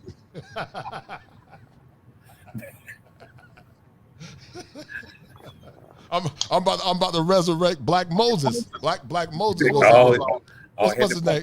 What's his name? What's Black Moses? Isaac Hayes. They call me Isaac Hayes, by the way. I just tell them I stand accused. I still got the poster. You still got the poster? They call me Isaac Hayes. I had a lady come in the mall. She said, "Oh my God, you like Isaac Hayes?" I just tell her I stand accused. I just tell her I stand accused. But I thought it would have been like, "You damn right." You damn right. Shut your mouth. But we're gonna shut this stream down in a minute. This has been a good show. But Ty, what did you get from this show? Because I wanted some of the women to come on, but he said here's a tip for David Ruff. Do I need to bring my, David Ruffin from my hometown? Hold on, Top Gun. I'm gonna resurrect David Ruffin in a minute. See, now y'all got him going. Stop, y'all. Right. Go ahead. Keep it coming, guys. Keep it coming. I gotta bring David Ruffin. I gotta resurrect David Ruffin in a minute. David Ruffin, was he an alto or was he a baritone? I gotta find out the song that David Ruffin said. But what did you guys get from the show real quick? And how was it a benefit? I wanted some of the women to pop on, but they don't never pop on. I want security boss to pop on too, but I'm gonna shut the stream down in a minute. It's about 3 hours in. I got to cut back on these long streams. Had to keep them under 2 hours, but every now and then, I got to bring the swag game back. But real quick, Ty, what you get from the show, man? Real quick. Yeah, we did this show. Coach and I was talking about this show all week. You know what I mean? And the purpose of the show was really to show guys that really, in order for you to truly be the prize catcher, you have to become the prize. You have to be working on yourself and uplifting yourself. You know what I mean? Getting your baritone in order. You know what I mean? Getting that voice ready for that time when you need to be on the mic to sing that song, that tune that everybody paying you the super chat for. You need to get yourself together so you can be able to sing that tune. You know what I mean? When that girl's in front of you, you know what I'm saying? So it's all about improving yourself, fellas, and that's what we're here for. That's what I'm here for. I'm a coach. My goal is to help my brothers. I try to make it as easy as possible to do that. I have trainings and things like that. And I've helped men who are pretty successful, and I felt like, I have these platforms and I'm speaking on where it's other people, and I help all men, but I need a platform and I need a place where I'm going to be helping my brothers because of the things that I've learned, the things that I've overcome. A lot of the stuff that I'm speaking about. I have a friend who's newly married, and he came to me and he's like, everything he's newly married, but he was a player doing his thing back in the day. He's like, nah, everything's the same. She's all good. She knows I need to be out here, and I had to tell him, women change. She feels this way now, but she's not going to feel like that way forever. And I have to give him the game. And he's like, yo, no one is telling me this. No one's talking to me about this. So that's why I created that Patreon, to have a platform where I can spit game to guys, but not just spit the game, but also tell them with the real. Like, how do you improve this? What to do? Here's what you say. Here's why you seen it this way. Here's why you messing up. Your perspective is off. This culture that we live in is making us do things wrong as men. It's making us think that we could be watching the movies and the sitcoms all these times. We're doing it wrong. Right. Even the music. Right. This one is for Top Gun. I got Miss Parker. Hold on, sweetie. But this is for Top Gun. I'm gonna hear from my Sagittarian, my lovely Sagittarian. But this is for Top Gun. Top Gun, I make this song back in the past. Because when men are in love, they're very romantic. So I want y'all to hold tight because I got to drop some fire. Oh, boy. I'm about to drop fire for your mind. I'm about to kosher mission. I'm about to drop some fire for your mind. So, ladies, listen to this. I'm gonna resurrect David Ruffin. If you guys want romanticism and love, this is a song that I made back in the 90s. You ready? I need y'all to listen. The love that I bring is the love that I share. No man can take away the love I feel for you. Oh, when I look around and when I try to see. They ain't ready for it. They ain't ready for it. I had to drop some fire for the mind. They ain't ready for it, Miss Parker. I had to give some of that Leo swag. You right. Ain't nobody That's right, ready baby. That's right. Ain't nobody ready for that. You right. Mr. Turn over that hate. Don't need to hate. But go ahead, Miss Parker. I would like to add to the conversation, dear. Well, I would like to say that I don't believe that women are the prize. I believe that men are the prize. I believe that women are gifts. We are meant to provide pleasure, peace, and happiness. And that's what I teach my son. Like, no, you're the prize, because everything starts and ends with the man. So right. They are definitely the prize. And when they're on track, we're on track. No doubt. Period. No doubt. What do you think about the term, Miss Parker, that I created called the prize catcher? What do you think about that? I like it. I mean, even though I don't feel women are the prize, it still feels good for a man to deem us as a prize. Mm-hmm, mm-hmm. Well, what I mean by prize catcher, right, the man deems her to be the prize. She's not the prize by default. It's only if that man deems her the prize. he looks at her and say, "You're prize worthy. Therefore, I deem you the prize." But the man is called the prize catcher because he sees her, he marks his territory, and he catches her, and he makes her his prize. I do agree with you that the life force emanates from the man. I agree with that 100%. But because men are the progenitors of life, they determine what's prize worthy. The Bible said that the bride prepared herself for the bridegroom. That bride had some inherent worth, but she had to prepare herself to be deemed prize worthy. That's my point. I agree. I mean, just like it says, a man that finds a wife finds a good thing, but she has to be a wife, and then he makes her his wife. So I agree completely, wholeheartedly. Yes, sir. No doubt. No doubt. You coined the term, Miss Parker, back to basics. Miss Parker, you're younger than me. I think you're Gen X. You're in top 20s. You're 40 or 41. I just turned 40. 40. So you're 20. Got that Smurfette voice. I'm gonna call you Chocolate. She got that Smurfette voice. She got some. I take it. It's better than Michelet, so I take it.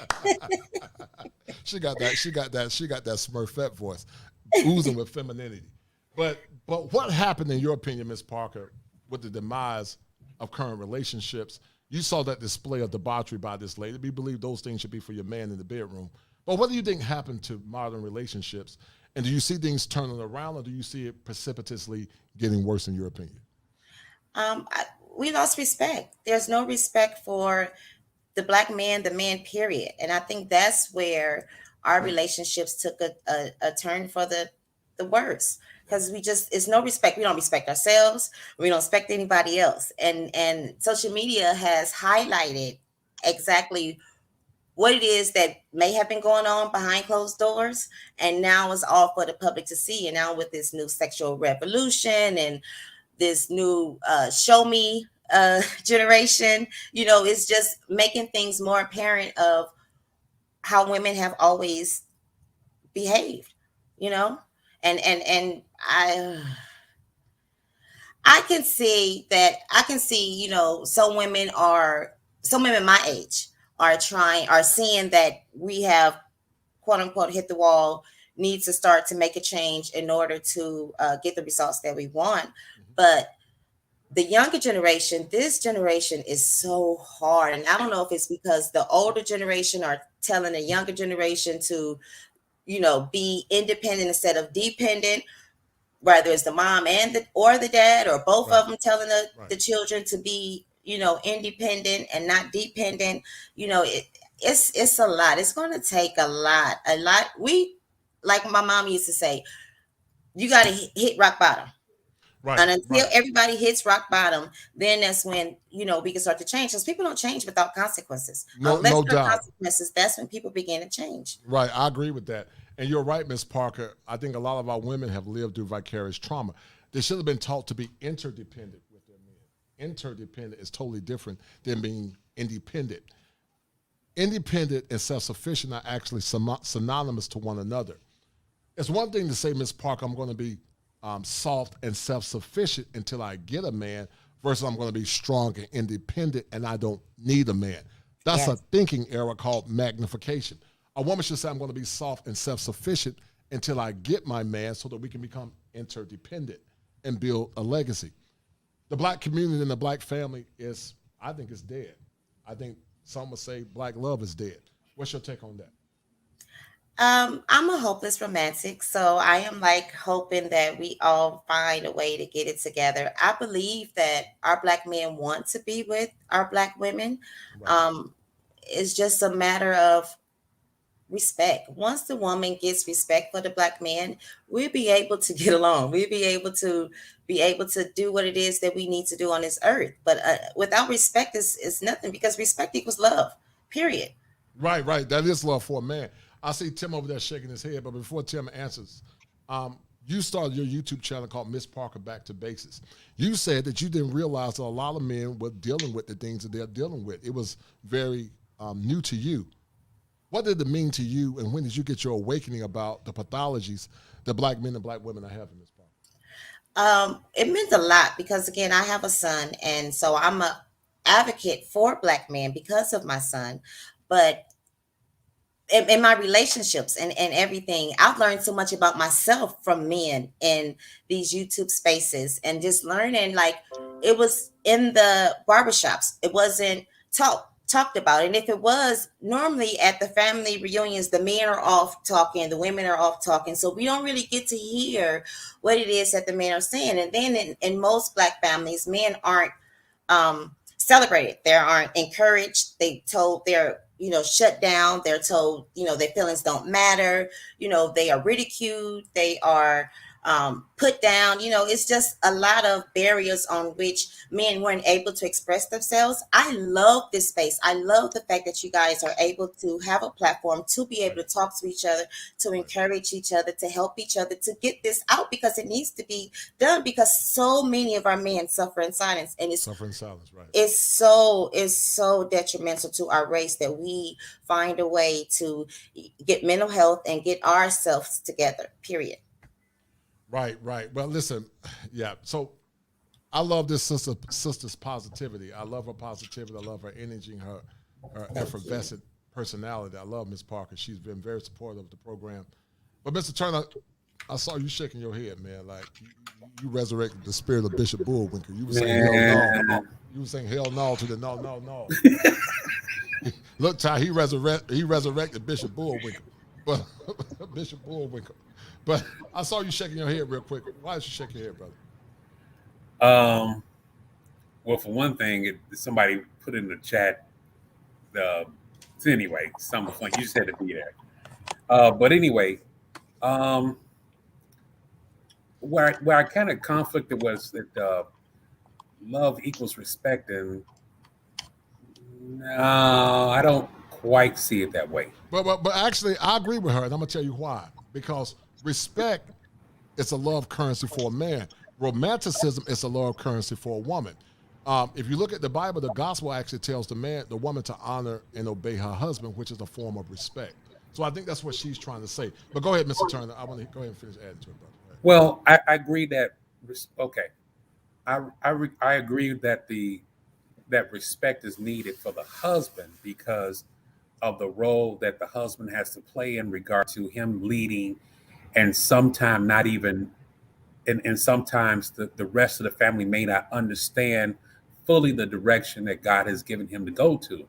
But if the wife and the kids trust him, then they're going to follow him anyway. I think that the love is implied. What do I mean by that? Before you get married, you should have love for yourself. Your mate should have love for herself. So the love is already implied. Now we go through the courtship, so forth and so on, blah blah blah. Now we get married. Okay, now what do I need as a husband from my wife? I need respect from her, right? Because I have this vision that was given to me that I want to go forward with, and even though she may not fully understand the vision that I'm on, she should have enough respect for me to say, okay, I don't quite see the vision entirely, and maybe at this point it's not meant for me to see it entirely, but hey, I trust you and I respect you as my husband because I've seen how you operate, I've seen how you love yourself, I've seen how you love me, blah blah blah blah blah blah, so forth and so on. Now, when it comes to the husband loving the wife, it's so that, part of it, it's not the whole thing. Part of it has to do with making sure that the husband does not forget who the wife is as a person in regard to what she needs first. She needs, it's a whole big thing. But anyway, she needs to know that she's reinforced with that love, even though, I'm the husband, I'm the head. I gotta reinforce her and make sure that, hey, I love you, and not only say it, but show it, periodically or as many times as she needed in some ways. Right. So it's to bring it back into remembrance, because, with ladies being primarily emotional, sometimes how they feel is going to sway. But then when she sees how much, when she picks up on how much I love her, whether what I do or what I say, it tends to put her back in order, and then we're right back on track with the vision that was given to us, and then she can continue properly pray for me, so forth and so on. At least that's the way I see it. I don't see love as equaling. I get the point. I think I see where Miss Parker was going with it, though. Right. No, yeah, I see your, That's how I see it. No. I respect that. I respect that. Ms. Parker, let me ask you a question. You live in the West Coast. You're from the West Coast. Do you see a new evolution of relationships, or do you see relationships faltering, in your opinion? I see the young people are getting into relationships and much younger and quicker than we were. We were like in college, still trying to live our lives single before, we settle down to be in a relationship. But I'm seeing the younger generation are definitely getting into relationships quicker. Is it lasting? Is this another thing that I don't see it lasting as much? But with these YouTube spaces and the message that's been put out here, I believe that the younger generation can see what it is, where we messed up at, and be able to get right in their generation.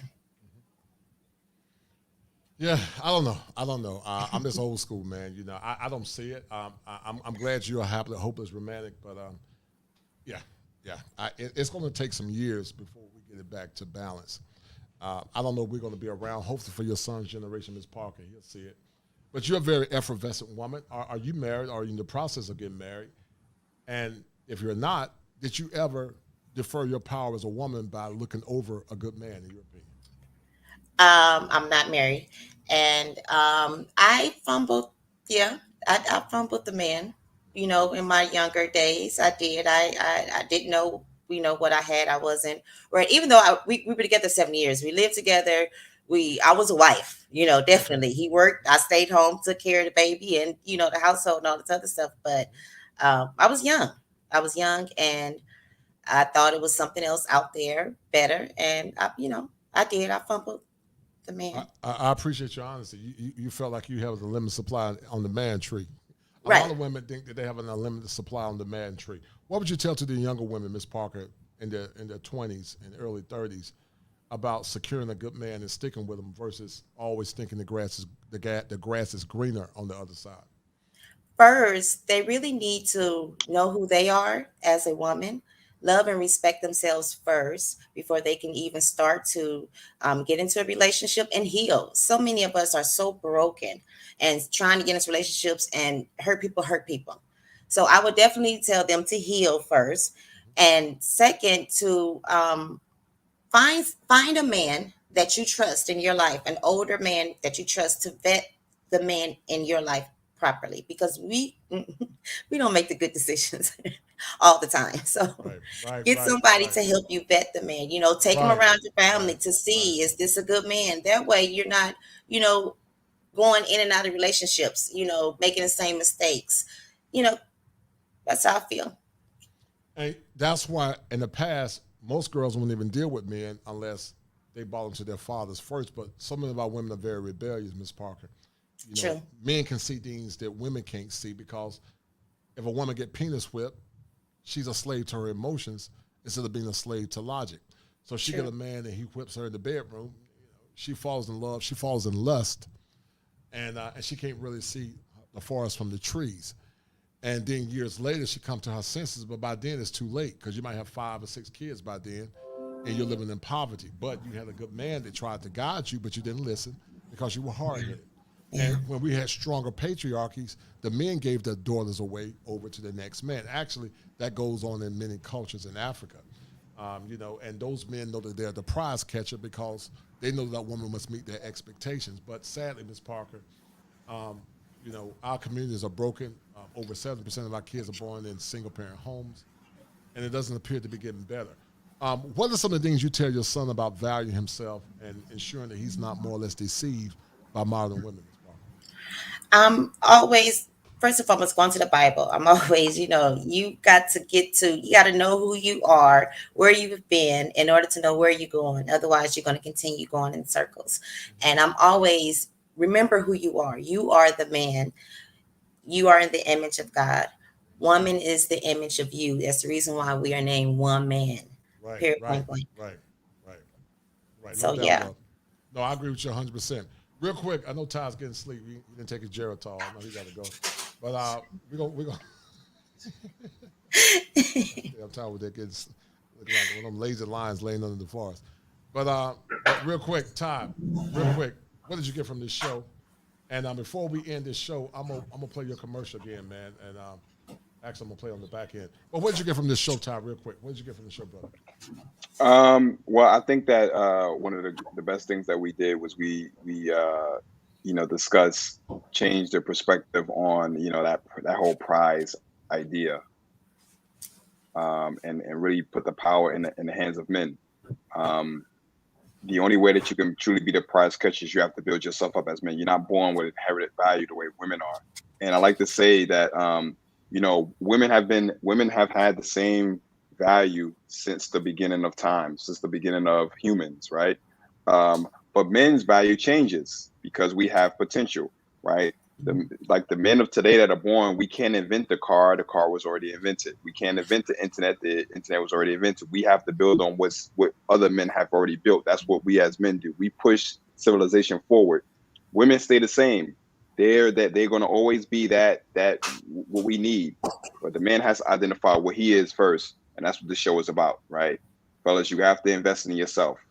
You have to be investing in yourself. You have to be focusing on improving yourself in every way possible. If there's something in your life that you're not doing good at, you have to find other guys who are trying to help you, right? Other guys who have been there before. And that's what this show is about. So that's why I was on the show. That's why I was happy to be here today. And that's why I wanted to have my commercial and my my Patreon and all that stuff on there for fellas who want to improve their image and understand about women. You know what I mean? So that's what I got from the show. No doubt. Mr. Turner, the scale balancer, what did you get from the show? And then we're going to ask my dear, lovely lady friend, Ms. Parker, back to basics. And then we'll sign off. Well, first of all, the first thing I got was never to give you the mic ever again singing about anything. Do not quit your day job, brother. Don't hate, man. That velvet swag, man. That's man, the first thing. Listen, man, my swag is better than Sam Cooke, man. Don't hate. Man. Don't hate. That's the first thing I learned. But go ahead, brother.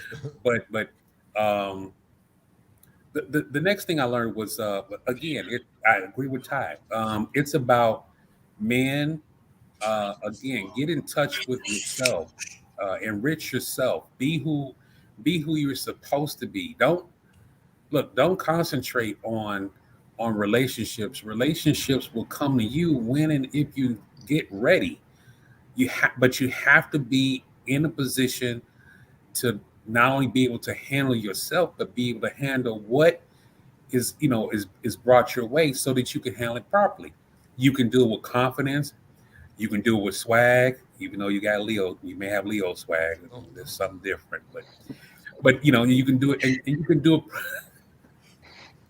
Well, they be hating on the Leos, man. God, they be hating on us, man. I'm gonna take my coat off, man. I'm gonna be like Doug and Fresh, clearing my throat. You're not gonna put on rhymes a cape, will be kicking. The rhyme. I'm about to take the mic, man. I'm about to take the mic. But go ahead, man.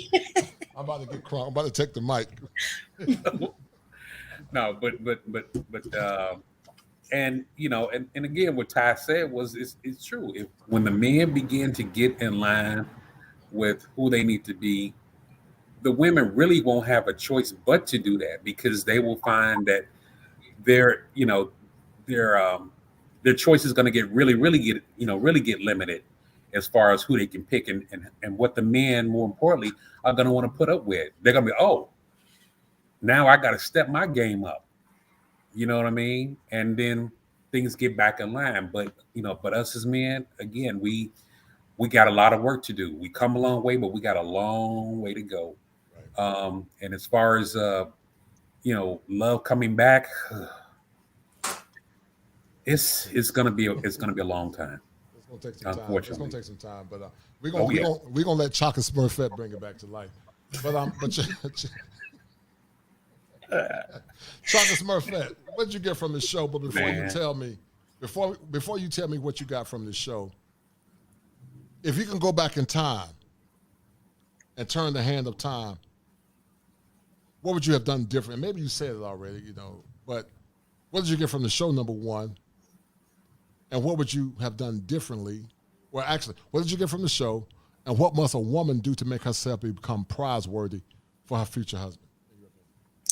I agree with Ty and James. Completely, totally for the men to make sure and ensure that you get yourselves together, because everything ends and starts with you. When you are at the top, the women will follow automatically. It's just in our nature.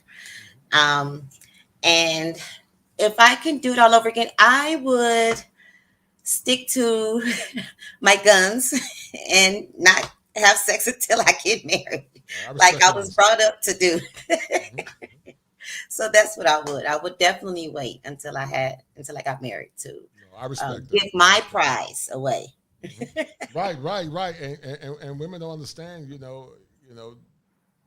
like Ty was saying, I was saying it also, James, when a woman more or less makes her virtue something prize-worthy, then men are more incentivized to marry her. Definitely. You got something to look forward to. I remember a time, we didn't know what a woman body looked like until she pulled the clothes off, because women, they were covered, Mm-hmm. So when you looked at it, she said, well, I didn't know she had all that, but when she pulled those clothes off, you was like, one of them pig farmers in the South. Woo-wee! Right. Yes. You like one of them pig farmers in the South, man. I ain't never come on the show again. Not coming back. I'm not coming back.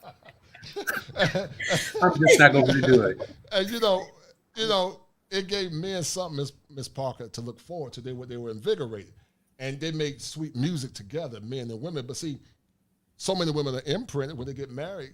They ain't got nothing to look forward to. Raekwon them blew the back out. Their toes curling like that witch on the Wizard of Oz. And what do they got to look forward to? And so, it's part of the laugh.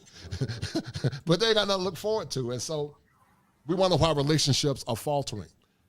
Men by nature are romantic. Men by nature are romantics, But a lot of women are frustrated, Ms. Parker, because they say that men are not romantic anymore. They say, where did chivalry go? Well, we will ask the women, where did virtue go? Where did it go? I agree. Where did it go? And that's why, relationships are so negative now. You don't have those virtues of the past. So I'm so glad you came on, dear. I love your honesty. I love, y'all Sagittarians are honest to a fault. Y'all tell everything. I know. Y'all get bored quick, too. You lost somebody today. You still love me, baby? You got to call the mental health hotline, because them damn Sagittarians are gone. Y'all fall in love in a minute, and y'all gone the next minute. Y'all get bored quick. But, of course, when you're around the King of Kings, you can't get bored, because we got that swag. There we go. There we go. I just knew he couldn't end it. I just knew it. Of course. That's the Leo. Yes. No. Right on. Fire. We got fire for your mind. Kosher. We know how to keep Sagittarians, and we know how to keep them entertained. We know how to keep them entertained. Definitely. Yes. But like I said, this has been a good show, guys. Miss Parker, I love you, sis. Merry Christmas to your family. Happy New Year. James Turner, we're gonna make it work, brother.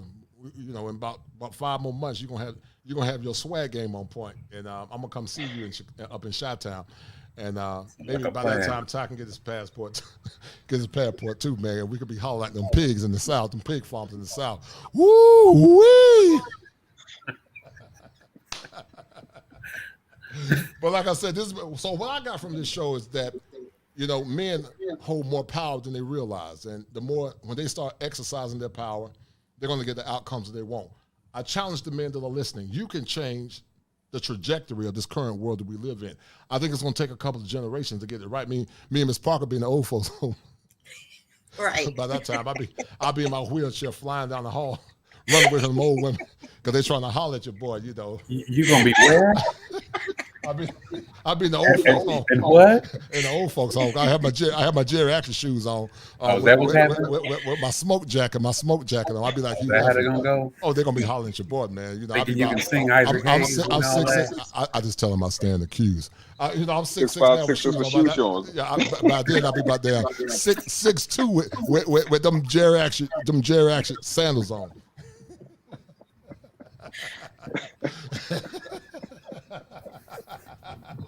Look at him, he cracking his own self up. He knows that. No doubt, man. No doubt. But anyway, guys, this has been a good show, man. And, you know, I'm so honored to have you guys continue to push this movement. Guys, share the content. We're going to live one man at a time. You know, laughter is good for the soul. You know, as a therapist, I believe in facilitating laughter, you know. And, of course, when you got the King of Kings and the Son, you're going to laugh. You ain't got no other choice but to laugh. Here he goes again. He had to sleep that last dig in. Man, they just don't stop up in here. Oh man! Look at Gino. Gino said, "I need to be as cool as Ty over there." You're right, Gino. I'm gonna be the wheelchair singing with the lights on. The old women gonna be running behind me. Say, "Come over here!" I'm gonna be running. They're gonna have their gums. They're gonna have their gums in the cup trying to get me, man. You know, your boy gonna be slipping and falling all on the floor. No big geriatric shoes. Them both on the clown geriatric shoes. I need to be like Ty. He just smooth. He don't say nothing. But every time he say something crazy, of course you gotta let him go. Let him do his thing. He's the young lion.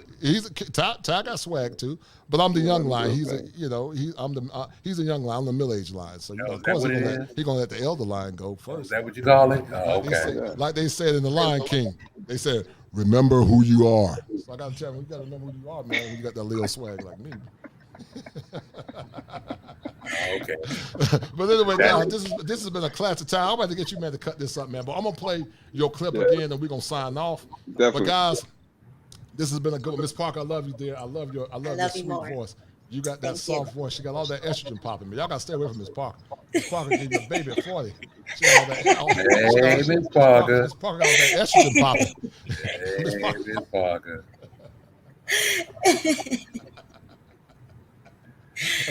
Anyway, Thank you, guys. Let me get off this chat, man. I gotta go to bed, man. I'm tired, man. Mess with y'all, man. Anyway, I love you guys. We'll talk soon. Be good. Take care. Have a good night. All right. Good night.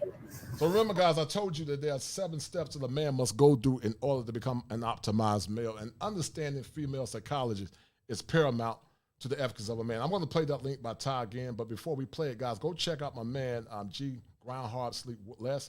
I think you guys will love his clothing line. His clothing line is bar none. And then I'm going to play the clip by Ty in a minute, all right?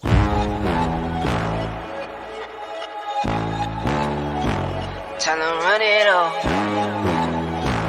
I wake up. Yeah. I wake up, flex, thumb down now. Check, no drip, this wet. Tell them run it up. No sleep, no rest. Might crash, might wreck. But first I stretch. Tell them run it up. I wake up, flex, thumb down now. Check, no drip, this wet. Tell them run it up. No sleep, no rest. Might crash, might wreck. But first I stretch. Tell them run it up. 9 out of 10 roll through my hands, I'm by my lonely. Turned to a savage, now my baby wants to hold me. I love my fans, don't need no friends, I got my homies.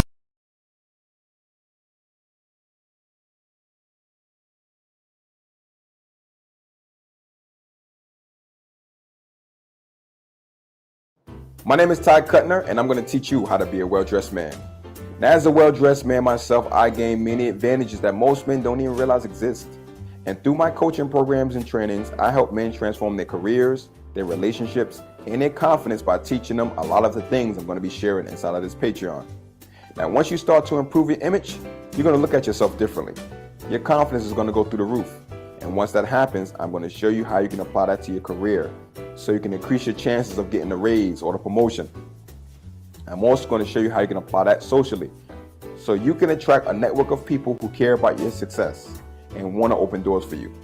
And I will be doing you a huge disservice if I did not teach you about relationships with women, because you're going to get a lot more attention from the ladies.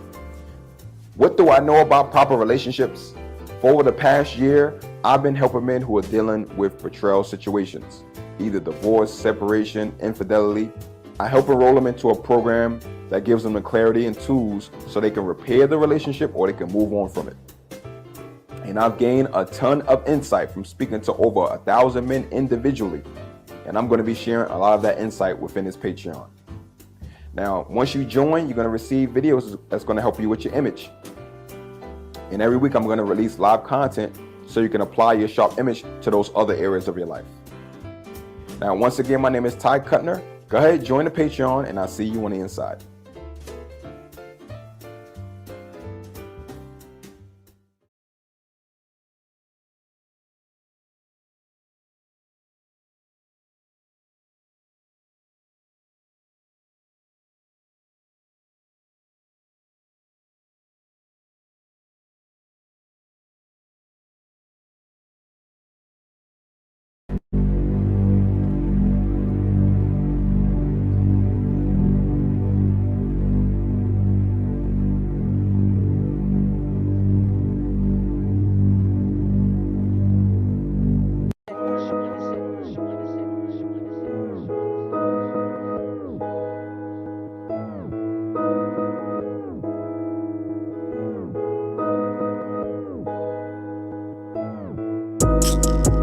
Keep God first. I see evil, when I converse. Not today, say.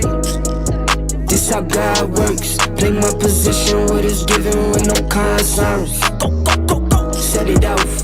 Top of the morning, I'm gonna set it off. You living boring, I'm gonna set it off. Shooting, I'm scoring, I'm gonna set it off. Like soldiers torn, I'm gonna set it off. Son of God, no, I am not son of man. Blessings keep falling, the fingers keep coming in. I got you, but just know I'm texting like Uncle Sam. Left to the bank, you know that I'm coming in. We don't do it for the bands though, we don't do it for the clout. Legacy on the line, so I'm moving in and out. Seen good ones turn top dog, greedy ones get knocked off. I keep looking at the bench like I could never not ball. Coach keep me in the game, Curry deadly with the range. I keep looking in the mirror like, who is he? I'm insane. Who am I? He insane. Guess I am the one to blame. What's done is done, won't change. Time to live up to my name. Real will be real, fake gon' fall. Took time with this here, I'm made for a while. No sleep in the while, I won't fall. No sleep in the while, I want it all. I keep God first. I see evil, when I converse. Not today, say. This how God works. Play my position, what is given with no concerns. Go, go, go, go. Set it off. Top of the morning, I'm gonna set it off. You living boring, I'm gonna set it off. Shooting, I'm scoring, I'm gonna set it off. Like soldiers torn, I'm gonna set it off. Told my baby, meet me at the bank. Told my mama, I'ma break the trend. Locked in, I'ma change the weight. Working for them, baby's kids. Hard times couldn't make the rent. Working hard, couldn't save a cent. Lonely nights, just me and God. Swear to him, always made the ends. Grab a paper, see the news. Hate coming by the tools. Walk a mile in my shoes. Something you could never do. Got my back against the wall. Bet I always pull through. Who are you, who are you? Who are you, who are you? Sending shots, I block 'em. Superman with the moves. Rock 'em, sock 'em, drop, pop 'em. Play to win, never lose. Run it up, I top 'em. Play full belly too. I hip hop or pop 'em. Anything I could do. The real won't be real, fake gon' fall. Took time with this here, I made for a while. No sleep in the while, I won't fall. No sleep in the while, I want it all. I keep God first. I see evil, when I converse. Not today, say.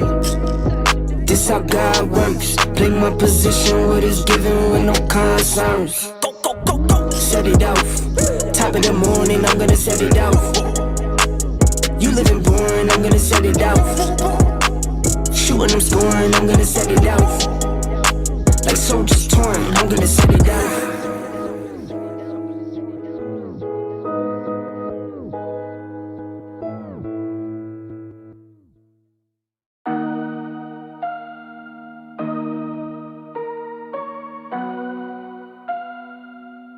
I'm trying to touch the States this time. 2021.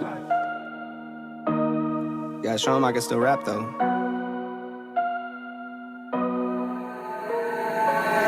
in the game, I was on the bench.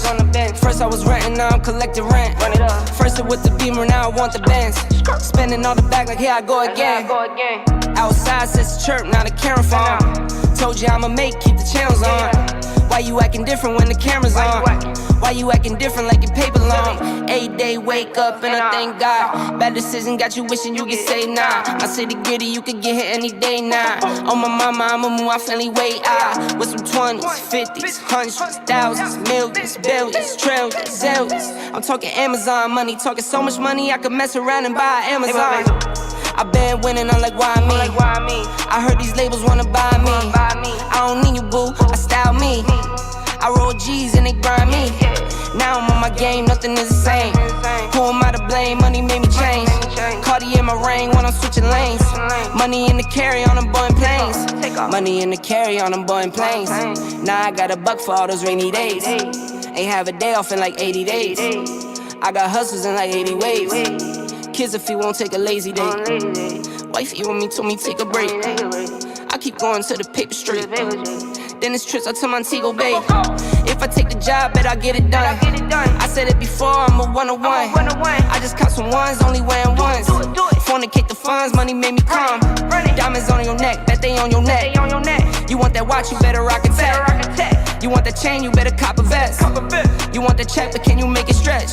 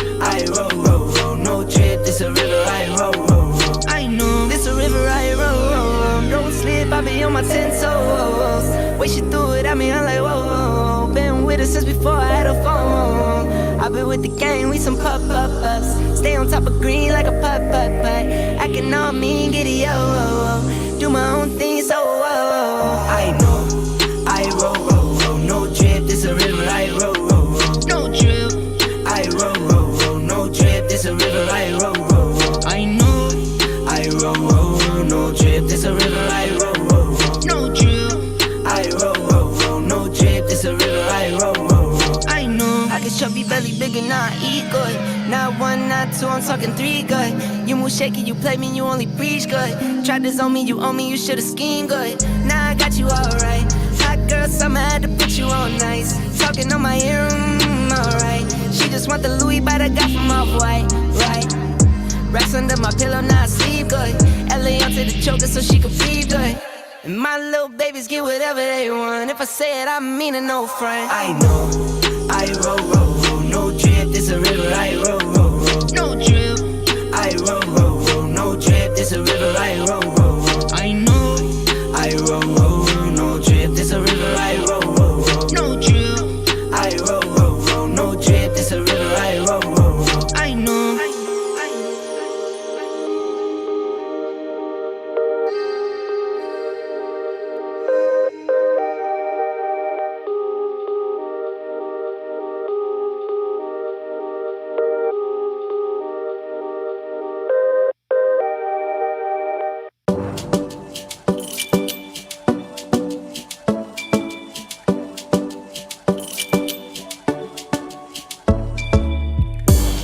Det var första gången vi möttes. Våra blickar bara möttes. Kommer du ihåg det igen? Kommer du ihåg igen? Du vill ha icy little fingers. Då du vet det chalas. All in, ingen broms, schackmatt på din vänster hand. Du är så viktig baby. Ja, du allians. Du är försiktig baby. Men du gav mig en chans. Det är 50-50 baby. Men det är balans. Jag växlar upp med dig baby.